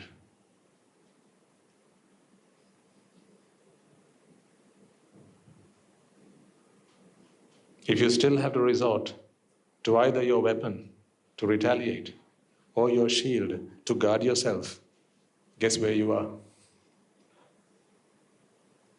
You're still on the battlefield.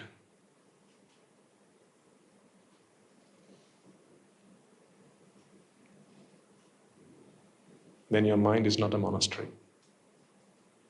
Your mind is a battlefield.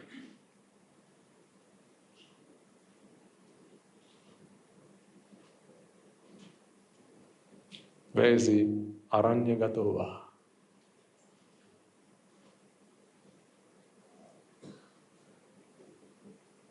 Rana is a battle. Aranya, serenity. The moment you step out of the battlefield, that's when you can let down both your weapon and your shield. But society will admire, they'll give you a round of applause when instead of using your weapon, you use your shield. Look at them. Wow, he has such patience about him. He didn't even say anything in that situation. He was so composed. Didn't you see? People will talk about you in that way. Only you know what's going on inside. Is it easy being patient? Is it easy being patient? Can you name one thing that is tougher than that? Than being patient? As they keep rubbing you up the wrong way?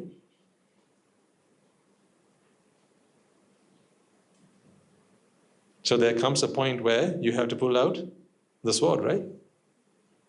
How long can you keep guard? Shield yourself. There comes a point where you'll all pull out the sword. That point at which you pull the sword out will differ for each and every one of you.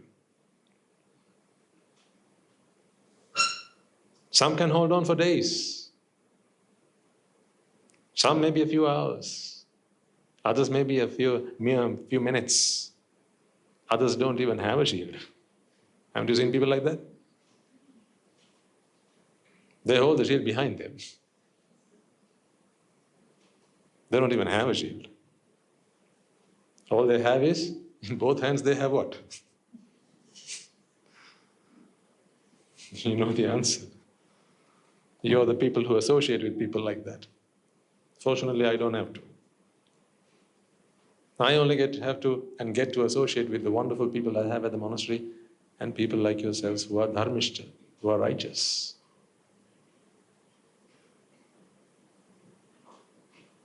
See, what did the Buddha say? First thing he said was, put down that weapon. That's the first thing he said. Put down that weapon. Put it down. He said, the only thing you can use as guard is your shield.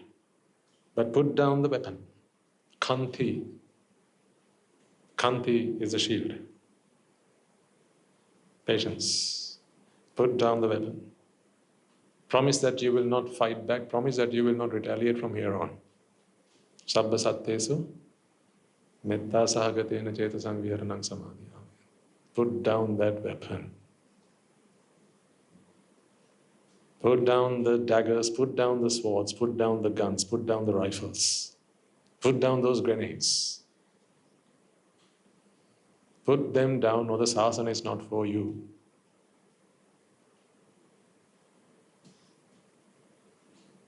Hold on to your shield for now, but put down your weapon. So that is your first challenge. If you have done that, then I can teach you how to put down your shield.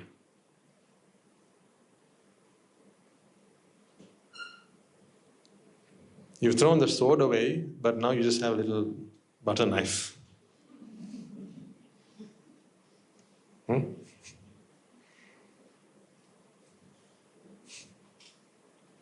The sword's gone.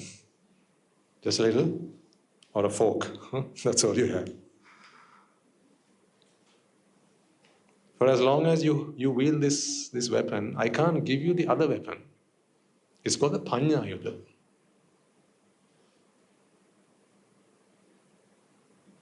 See, for me to give you the weapon of wisdom, you have to let go of your grasp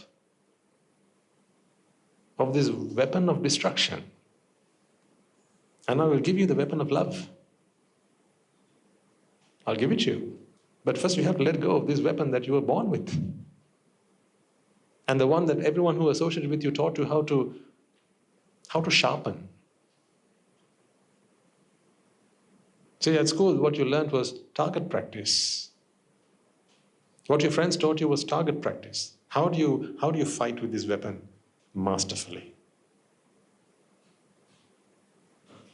How do you cut one's throat without them even knowing about it? That's what you learned. That's what the teledramas teach you. So watch them. No, binge watch them. Download all of the episodes and go through them one by one. On your commute to work, watch them. As you have your lunch, watch them. While you're on the toilet doing your thing, watch them. That's why they come in tablet form now. Very convenient. You can have it practically anywhere. Very versatile. Right? Now you can't even go take a dump, right? Without being consumed by technology.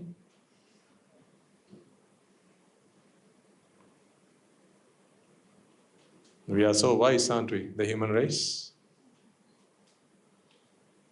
Our addiction to knowledge is so acute now that we have become completely inadept. We have completely lost our sense of wisdom.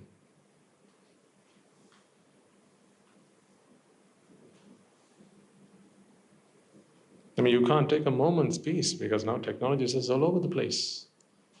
Constantly feeding your five senses because your mind is always begging for it. lapping up every bit of sight, every bit of sound, every bit of smell, taste and touch it throws at you. You're not bad. This is what the sense of self does to you. That's why I said, give me that which gives you torture and that which gives you sleepless nights. I'm asking you to leave them here. So you can go home and have a peaceful night's rest. But you can't. You always take that with you.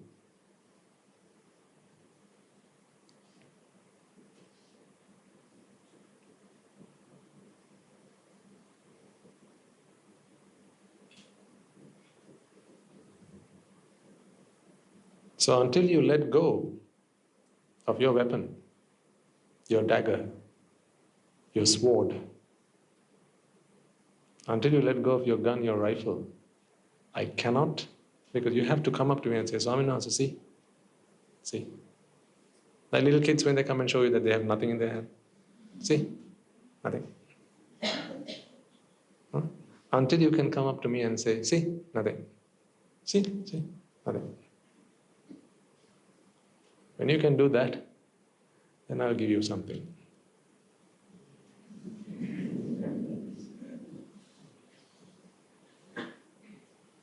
You don't fight with this, you bless.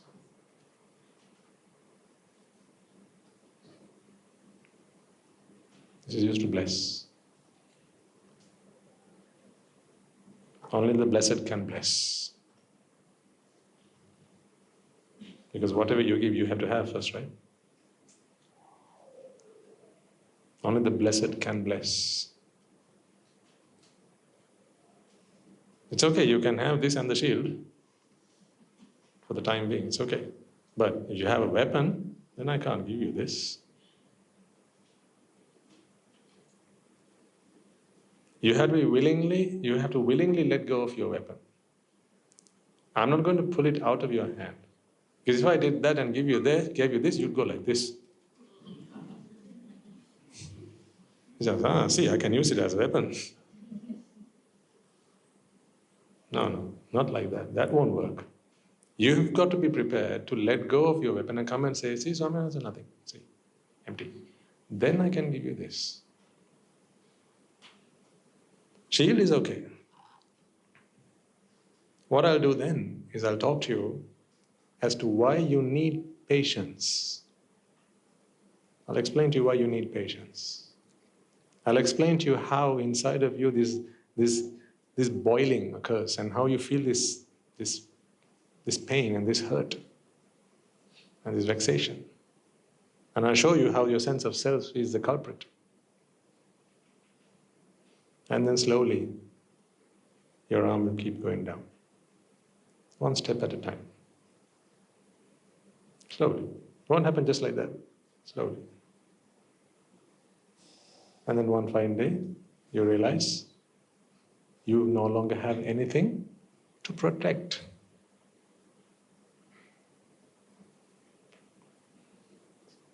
If someone needs a shield, that is because they have something to protect. What if you didn't have anything to protect? Now you no longer need a shield.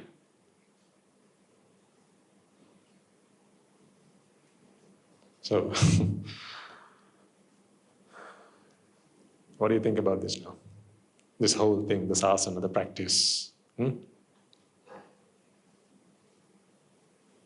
Achievable, or have you realized, no, Swami knows.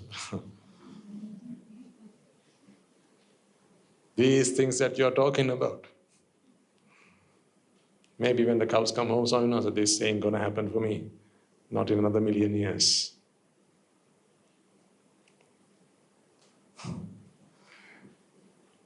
But rest assured that you have nothing to do here.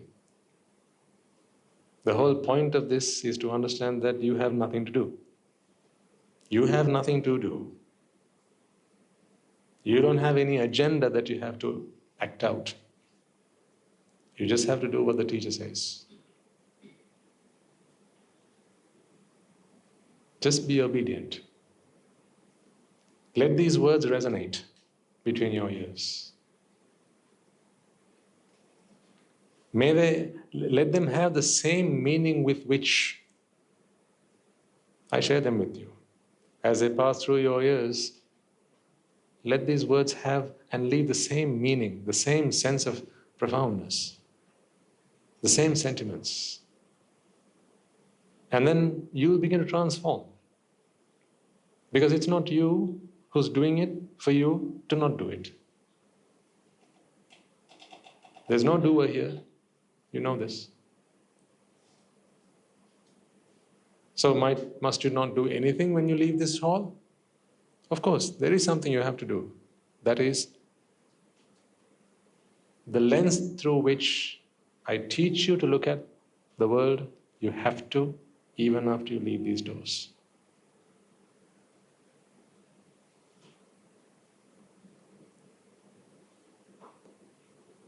The perspective with which I teach you to look at this world, you must even after you leave this hall. It is no good just to be here and to learn and understand how the world has to be looked at, not in the way that you thought it was, but it's different, right? If you only did it while you're here, it's good for knowledge. You will understand something, but your comprehension is not going to happen here a lot. That has to happen out there. Why do I say that has to happen out there? It's not that that is somehow more special than this, or this is somehow more special than that. What I mean is, you have to do it with consistency. How much of your life do you give me versus how much of your life do you give your friends? Who gets more of your life? Who? Me or your friends? Your friends do. Who gets more of your life? Me or your wife? Husbands? Who gets more of your life? Me or your husbands? Who gets more of your life? Me or your children? Me or your colleagues? Me or your boss at work? Your TV gets more of your life than I do. And you pay for the damn thing. Here you get it for free.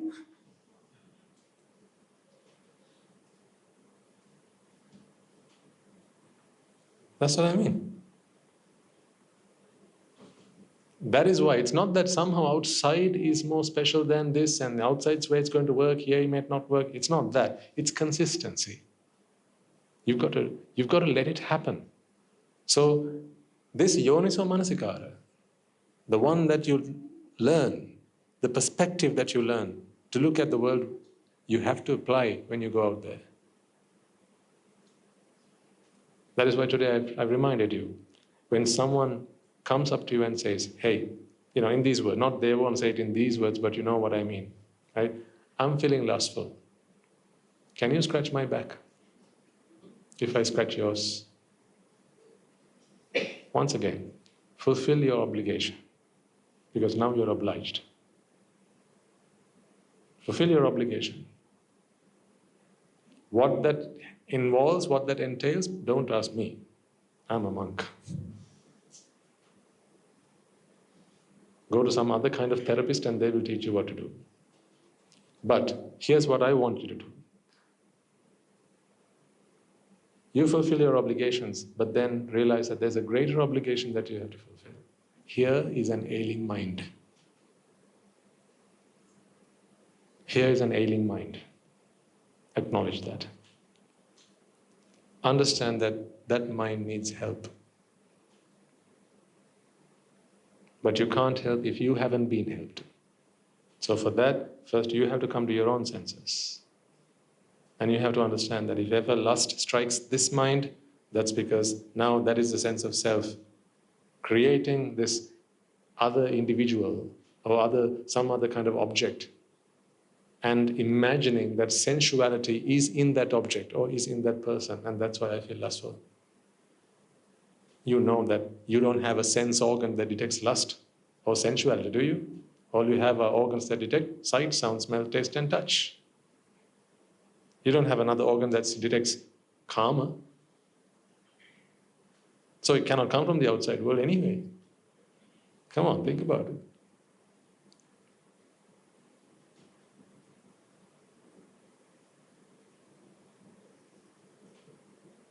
I don't know whether it's right or wrong to talk about these things with you, but hey, if you come here and tell me, Swaminathan, we want to attain Nibbana, then I will serve you with the same spoon.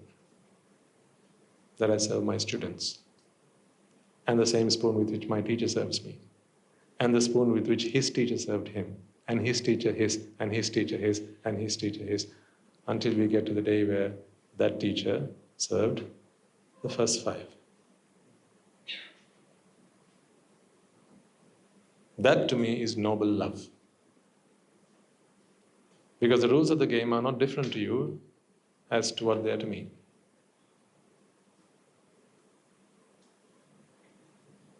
You can dress up in a different uniform. This is my uniform, that is your uniform. But that doesn't mean we are playing a different game.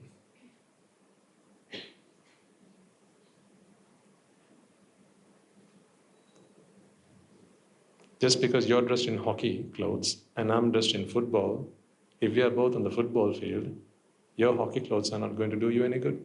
We still have to play football. In the same way, just because you're dressed in white and I'm dressed in saffron, remember, it's not the color of this cloth that matters. Take this cloth off. Now we are all the same. I don't mean the color of your skin. I mean the fact that you have a skin, not its color. I mean the fact that you are made of muscle and blood and flesh and bones. I mean the fact that you are a human being. Now we are all made of the same fabric. We are all made of the same stuff. This is all the same substance. We are both mind and body. So the rules that apply to me are the same rules that apply to you. In a worldly life, yes, things will be far more difficult. I appreciate that. How do I know? I read Jack and the Beanstalk.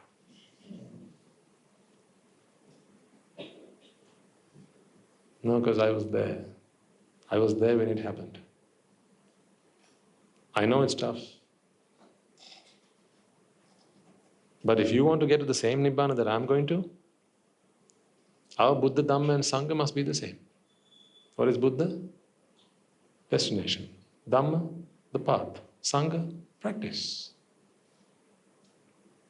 If your Buddha, Dhamma and Sangha are different to my Buddha, Dhamma and Sangha, then we speak of different philosophies. Then you can't understand my language, and I can't yours.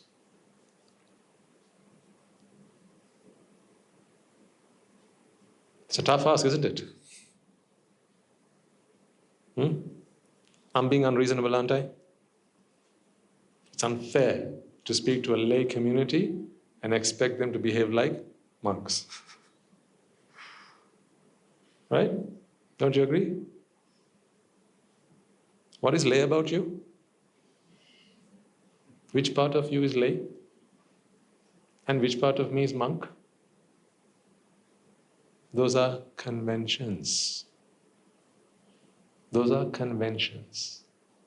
Conventions are merely what we believe for convenience. That's what they call conventions. Conventional truths are only true in your mind and my mind. They are not the absolute truths. Let me tell you what the absolute truths are. Chitta, Chaitasika, Rupa, Nibbāna. That's it. You are not lay. You are Chitta, Chaitasika and Rupa. I am not a monk. I am Chitta, Chaitasika and Rupa. Put it more simply, you are a mind and body. Same here.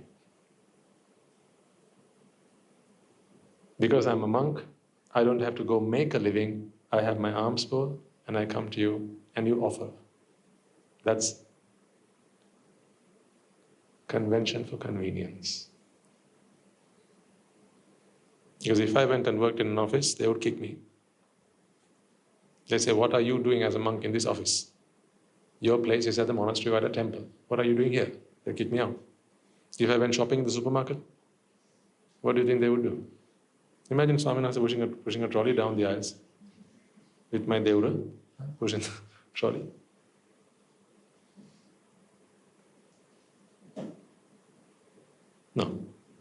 Conventionally, that is wrong. In an absolute sense, what is right or wrong? Nothing. But convenience, we must adhere to, because that is convention.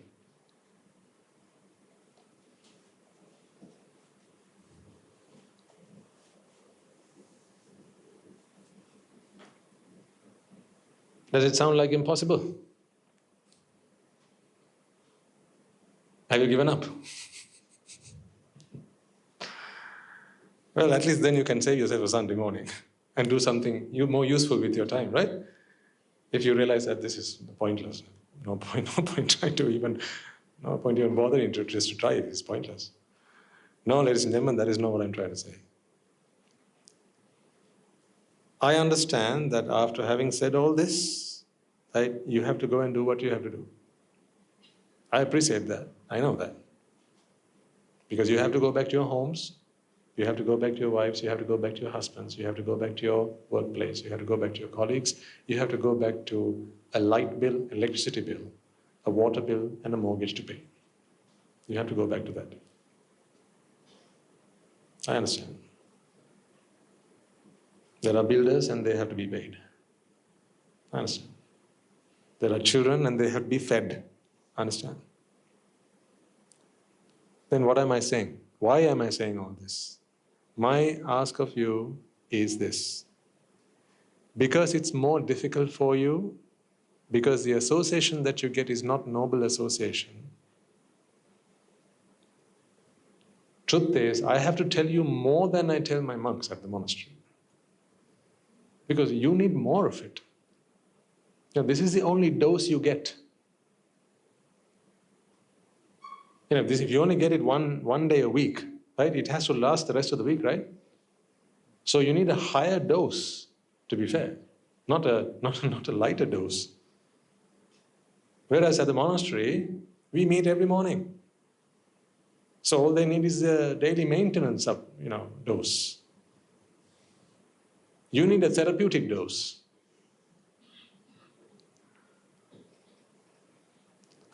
Like when they have these vitamin D deficiencies.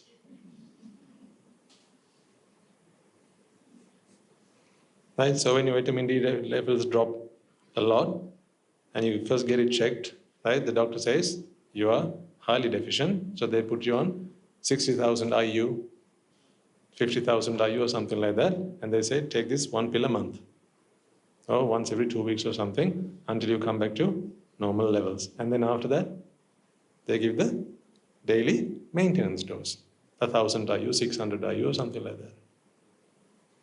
How do I know all this? I'm supposed to be a Swaminwahanse. I'm a Swaminwahanse, but I fulfill all my duties and obligations. Because this is a problem we have at the Anagarika.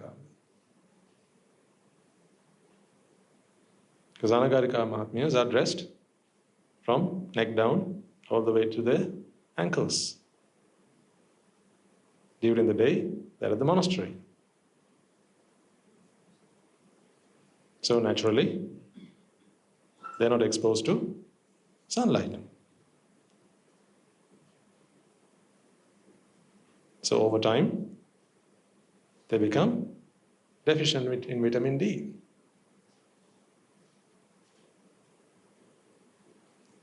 So I did a comprehensive study on that to see what we have to do to help our Anagarika Mahatmyas to retain their health and make sure that they can live on till they're 250. I will make sure of that.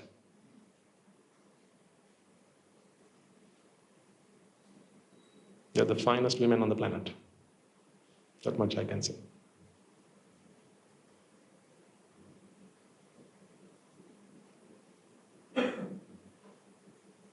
Because they are not mothers to a child. They are mothers to the whole world. Many of them gave up becoming a mother. Let me ask the ladies in the room, when you were younger, right, when you came of age and you began to understand the world, was it not your dream to one day become a mother? Isn't that a dream for many women? Maybe not for everyone, but for most, the day that you can bear a child and hold a child in your embrace and watch it smile because you think all he does is smile at that time. Only later on you realize that everything that you put in the mouth comes out the other end. But they don't show you that on the posters. No one puts pictures of that on Facebook, right? My pooping child. But it's a dream that every woman has at some point in her life. Usually when you get to the late, early 20s and you start imagining a future, family life.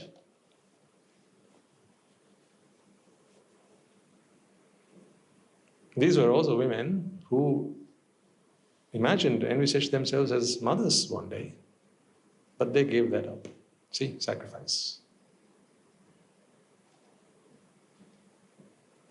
They gave up the opportunity to be called mother, something that most women treasure. Nothing is more sweet than to a woman, one, her name, and sometimes even more, a child calling them, what? Amma. I know. There's one even better, Ammi. And then Achama becomes Ammamma.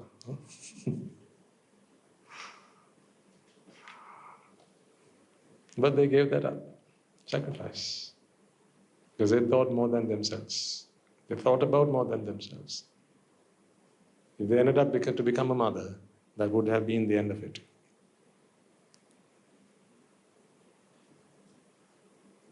Now they're a mother to every child at the monastery. They're a mother to every woman they speak to, every man they speak to, every person they speak to. Right now, two of our Anagarika Mahatmyas are in Australia.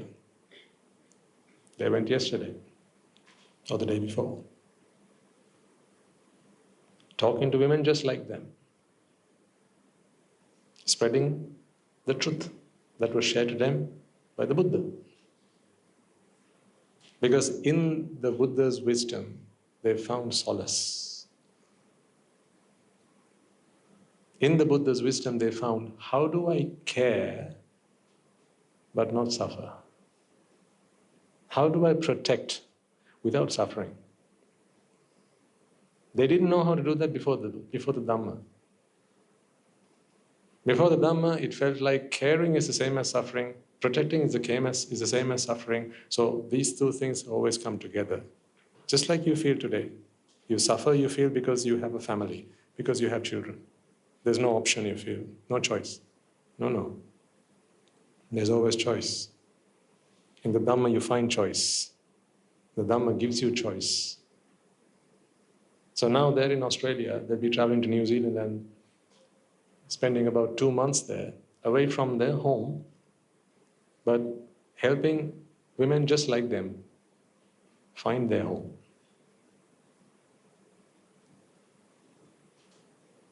That's what they're doing.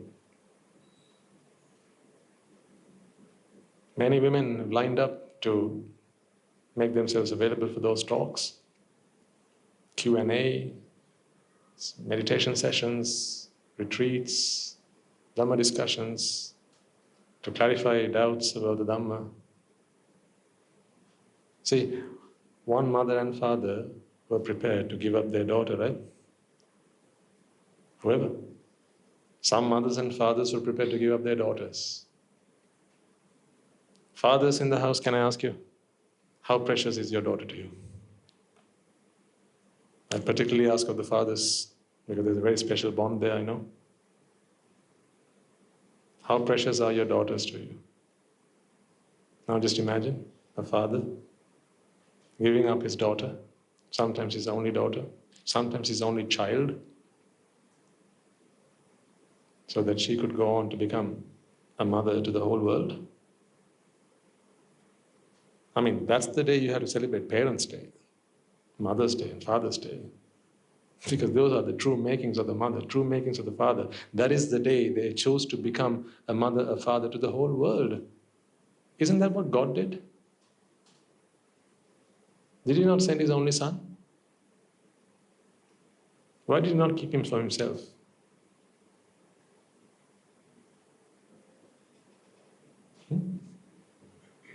Did He not send His only Son? His only Son? To heal mankind for the whole world? Did He not gift His only Son to the whole world? Isn't that why you call Him God?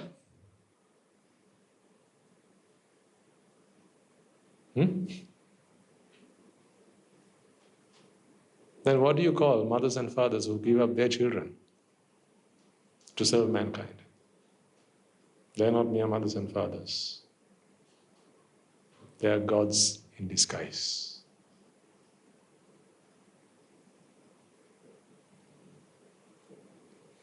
I have no words to express the gratitude that I have towards such parents for being able to be so patient. I say patient because they probably still have a sense of self, a very sharp one at that, which strikes them, pierces their heart as they have to, it's like cutting that umbilical cord. That's the point of separation, where they have to get down on their knees and worship the parent, their only child, and say, Puta, from here on, you belong to this asana. Do as your teachers say. If you can spare me some time, and also take me out of samsara. And that is my only plea to you. This is what all parents say this.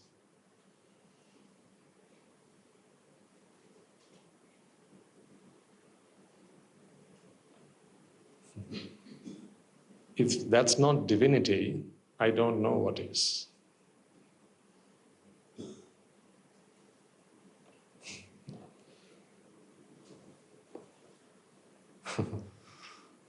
If that's not divinity, I don't know what is.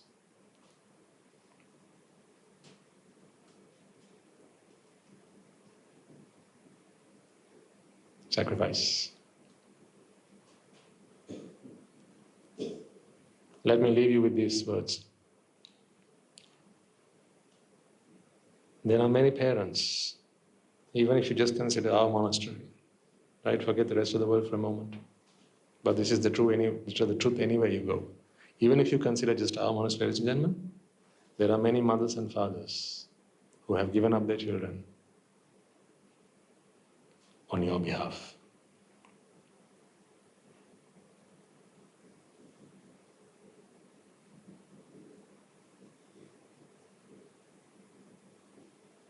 On your behalf. So you could listen to the Dhamma.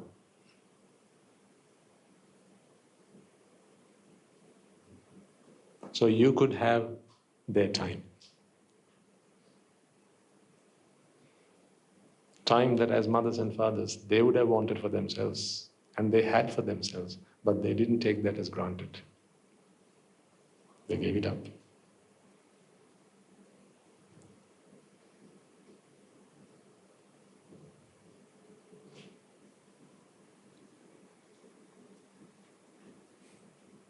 On your behalf.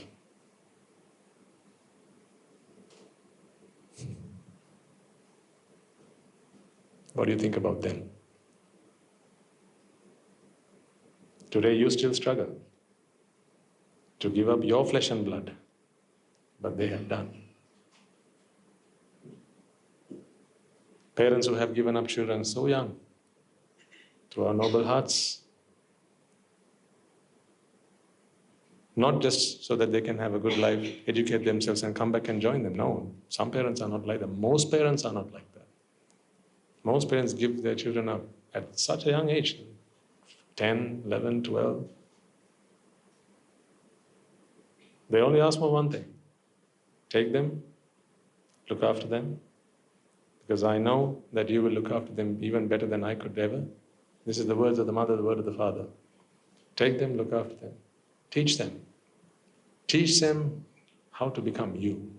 That's what they ask us to do. Teach them how to become Guru Handru.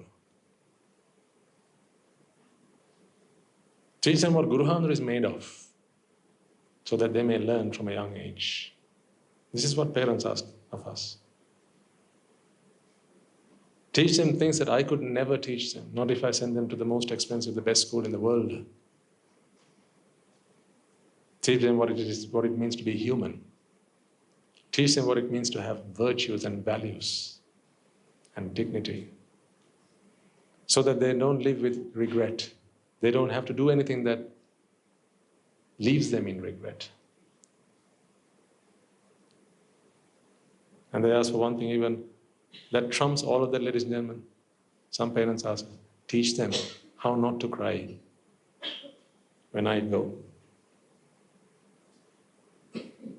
There will be a day when I go. This is the mother's father saying, there will be a day when I go. Teach my child how not to cry when I go. Because I don't know, Swaminathan, how to do that. Please, can you?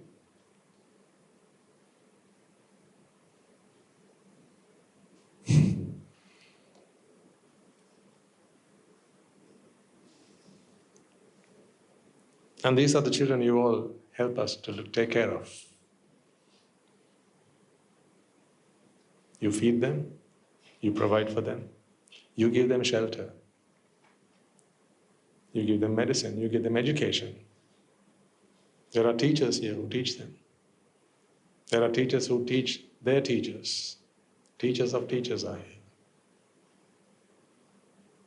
There are those among you who provide for them. Probably all of you do. That's why every Pirikara you leave here makes that whole mission possible.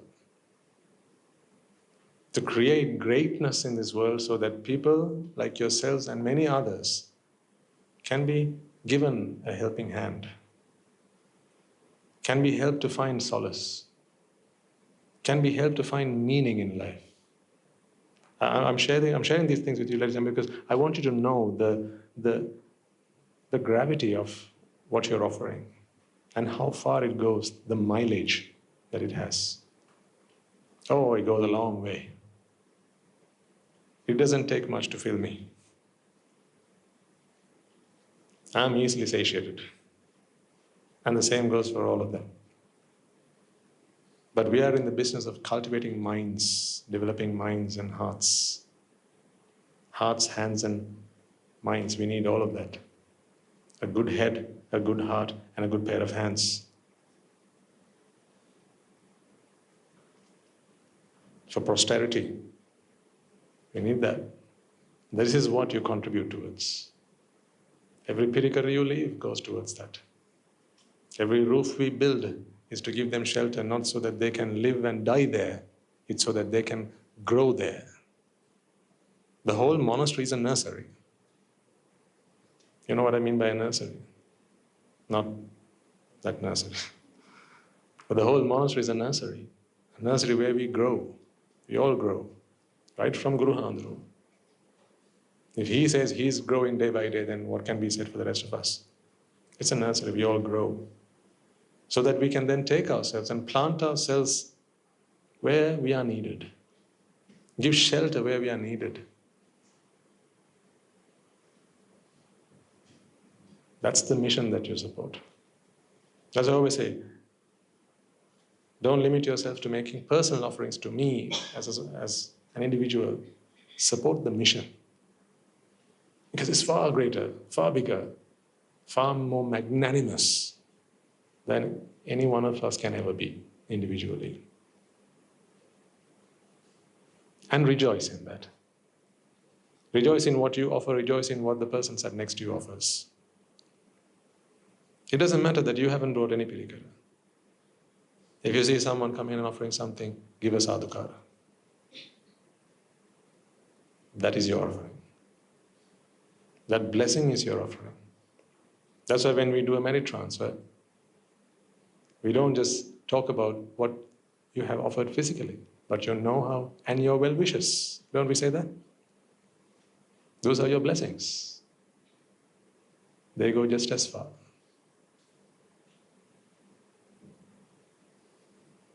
That's what I say. Today you benefit because some parents were prepared to give away their flesh and blood. Think about that sacrifice. So if you understand the gravity of that sacrifice, can I leave you with one final question? What about your sacrifice? All those sacrifices have been made now on your behalf. When are you going to make your sacrifice?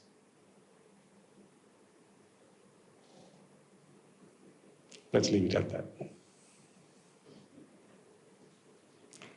I have a short video to show you. Just as our Anagarika Mahatmyas flew to Australia, 2 of our monks flew back from a 7-month-long tour, quite an extensive tour. We don't tend to generally keep tours that long. Usually we only stay out for about a month, maybe 3 at most. Because that's what Guru Hamdra has said. You must always be with your teacher. Come back wherever you go, come back as soon as possible. But we didn't imagine that this would go on for this long, but we kept getting invitations, and with Guru Hamdra's blessings, and the Swami Nuhas is keeping constant touch with their teachers. Thankfully, we use technology for all the right reasons. They were able to complete that mission and have delivered an unimaginable service throughout those 7 months. So they've just returned to the monastery. I could meet them this morning, they arrived last night. But I have a short video to show you of a retreat that they did while they were in Australia. Here you will hear some voices of people whose lives have been transformed, or at least beginning to make a change. I show this to you because I want you to rejoice. Look at what you have all been part of. Look at what you have all made happen.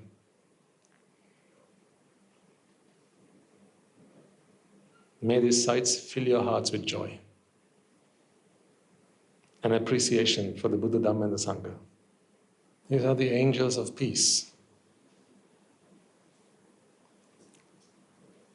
Now spreading their wings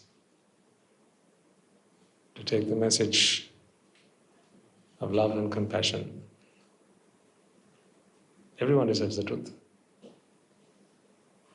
They were born here, bred here, they ordained here. That doesn't mean that they are Sri Lankan. Just like I thought I was Sri Lankan. Remember my story? These are sons that were given by their parents to serve mankind. Wherever mankind lives, these sons will have a job to do. So we go forth. We go looking for mankind. Any semblance of its existence, and we have work to do there. So I want you to rejoice once again, ladies and gentlemen, for everything that you have made possible and achievable. These monks would not be in Australia today, or they would not have been able to do their journey, their part, if it hadn't been for the 2 parts of the sasana that you represent. Bhikkhu, Bhikkhuni, Upasakas and Upasikas. This is the 4-fold sasana, the 4-fold community of the sasana. You are all equal parts of this whole thing. As long as the Buddha, Dhamma and the Sangha and the flame of wisdom are alight in your minds and your hearts, we are all part of this one mission. So on behalf of the entire community of the Mahasangha, I wish to express to you my gratitude for making all of this possible. And please rejoice in what you have seen. And also please open the pathway for any of your friends or family who are in Australia at the moment, or who might be in New Zealand. For our Mahatmyas will be there. They will be touring parts of the country. The schedule will be available on usual channels. Share it with your friends, share it with your families, share it with colleagues you might have there, so that they can make use of those opportunities, particularly women. There are many women out there who are struggling with life. They simply don't know how to deal with them, how to cope with them. Any mother feels like you when you felt like a mother. That's how all mothers feel. Any woman who's been raped feels the same. That sense of resentment, that sense of feeling that they are dirty, that they have been violated, and then they are of no use anymore. All those feelings, they're all feelings of the same caliber, and they can all be helped. That is what those Mahatmyas are out to do. There are women who are addicted to drugs. That number keeps on going up. More and more people are looking for answers in toxic substances that are bound to kill them before they have put their lives to good use. So open those pathways, create opportunities. We have done our part. Now get those people to go and seek the help that they deserve, the help that they need. Right, let's conclude it there. Let us all take a moment then to transfer the merits that we have all acquired by creating this opportunity for all to come along and practice the Dhamma, creating a conducive environment for all, as well as inviting the Swami Maharaj to deliver the sermon. Let us take this opportunity to pass all the merits that we have acquired to the bhikkhus and bhikkhunis, upasakas and upasikas, who have since time immemorial protected and preserved the sublime teachings of the Buddha and passed it down to the generations of the noble lineage in the form of the Tripitaka, which is thankfully available to us today to study, understand and comprehend the Dhamma. Let us take a moment to transfer this merits to all monks and nuns resident throughout the world, including the Mahanayakas, the Anunayakas of all the chapters, who have devoted themselves and dedicated themselves to the noble path and to preserve the Sambuddha Sasana. Let us transfer these merits to my teacher Guru Swami Nuhanse, as well as all the monks resident at the monastery and the Anagarikas and Anagarikas attached to the monastery. Let us take a moment to transfer these merits to those who make great efforts to disseminate the teachings of the Buddha, be that by transliterating these talks, sharing them out with others, or inviting others to join them.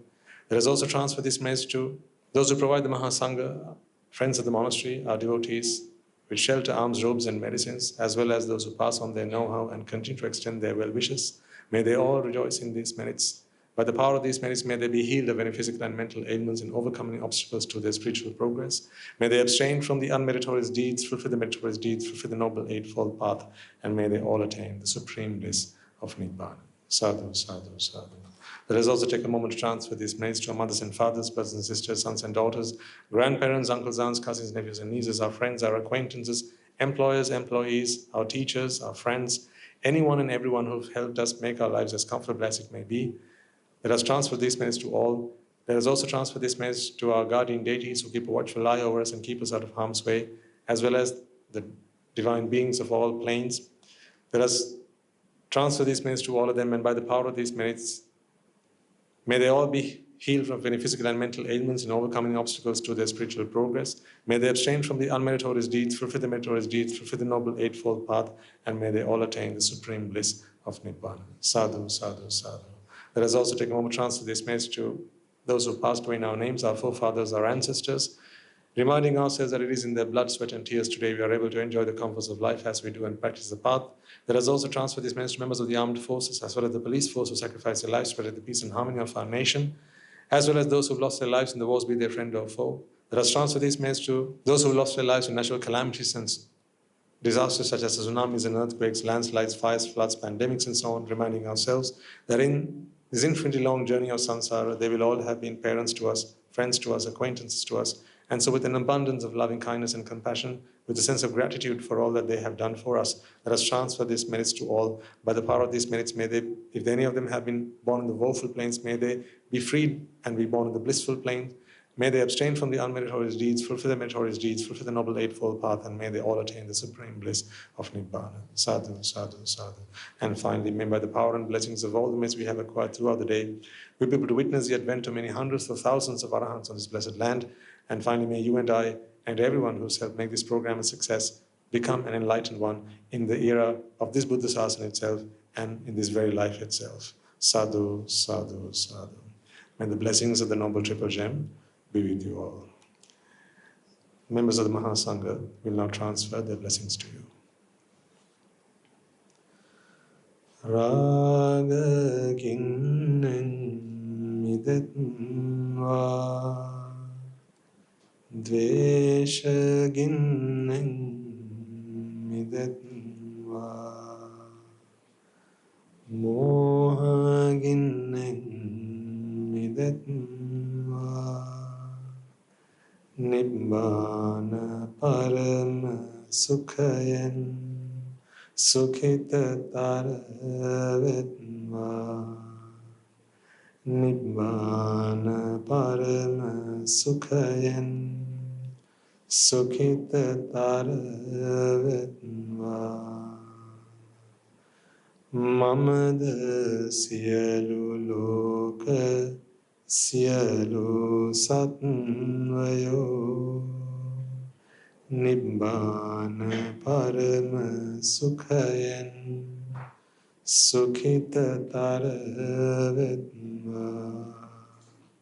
Nibbāna parama sukhayan sukhitara vetva Nibbāna parama sukhayan sukhitara vetva Rajagiriya niveva dveshagiriya niveva mohagiriya niveva nivan sapaladeva nivan sapaladeva nivan sapaladeva තුන්වන්ගේ සුවිසි අනන්ත මහා ගුණ බැලින් සීල ලෝක සීල සත්වයෝම නිබ්බාන පරම සුඛයෙන් සුඛතර වෙත්වා සාදු සාදු සාදු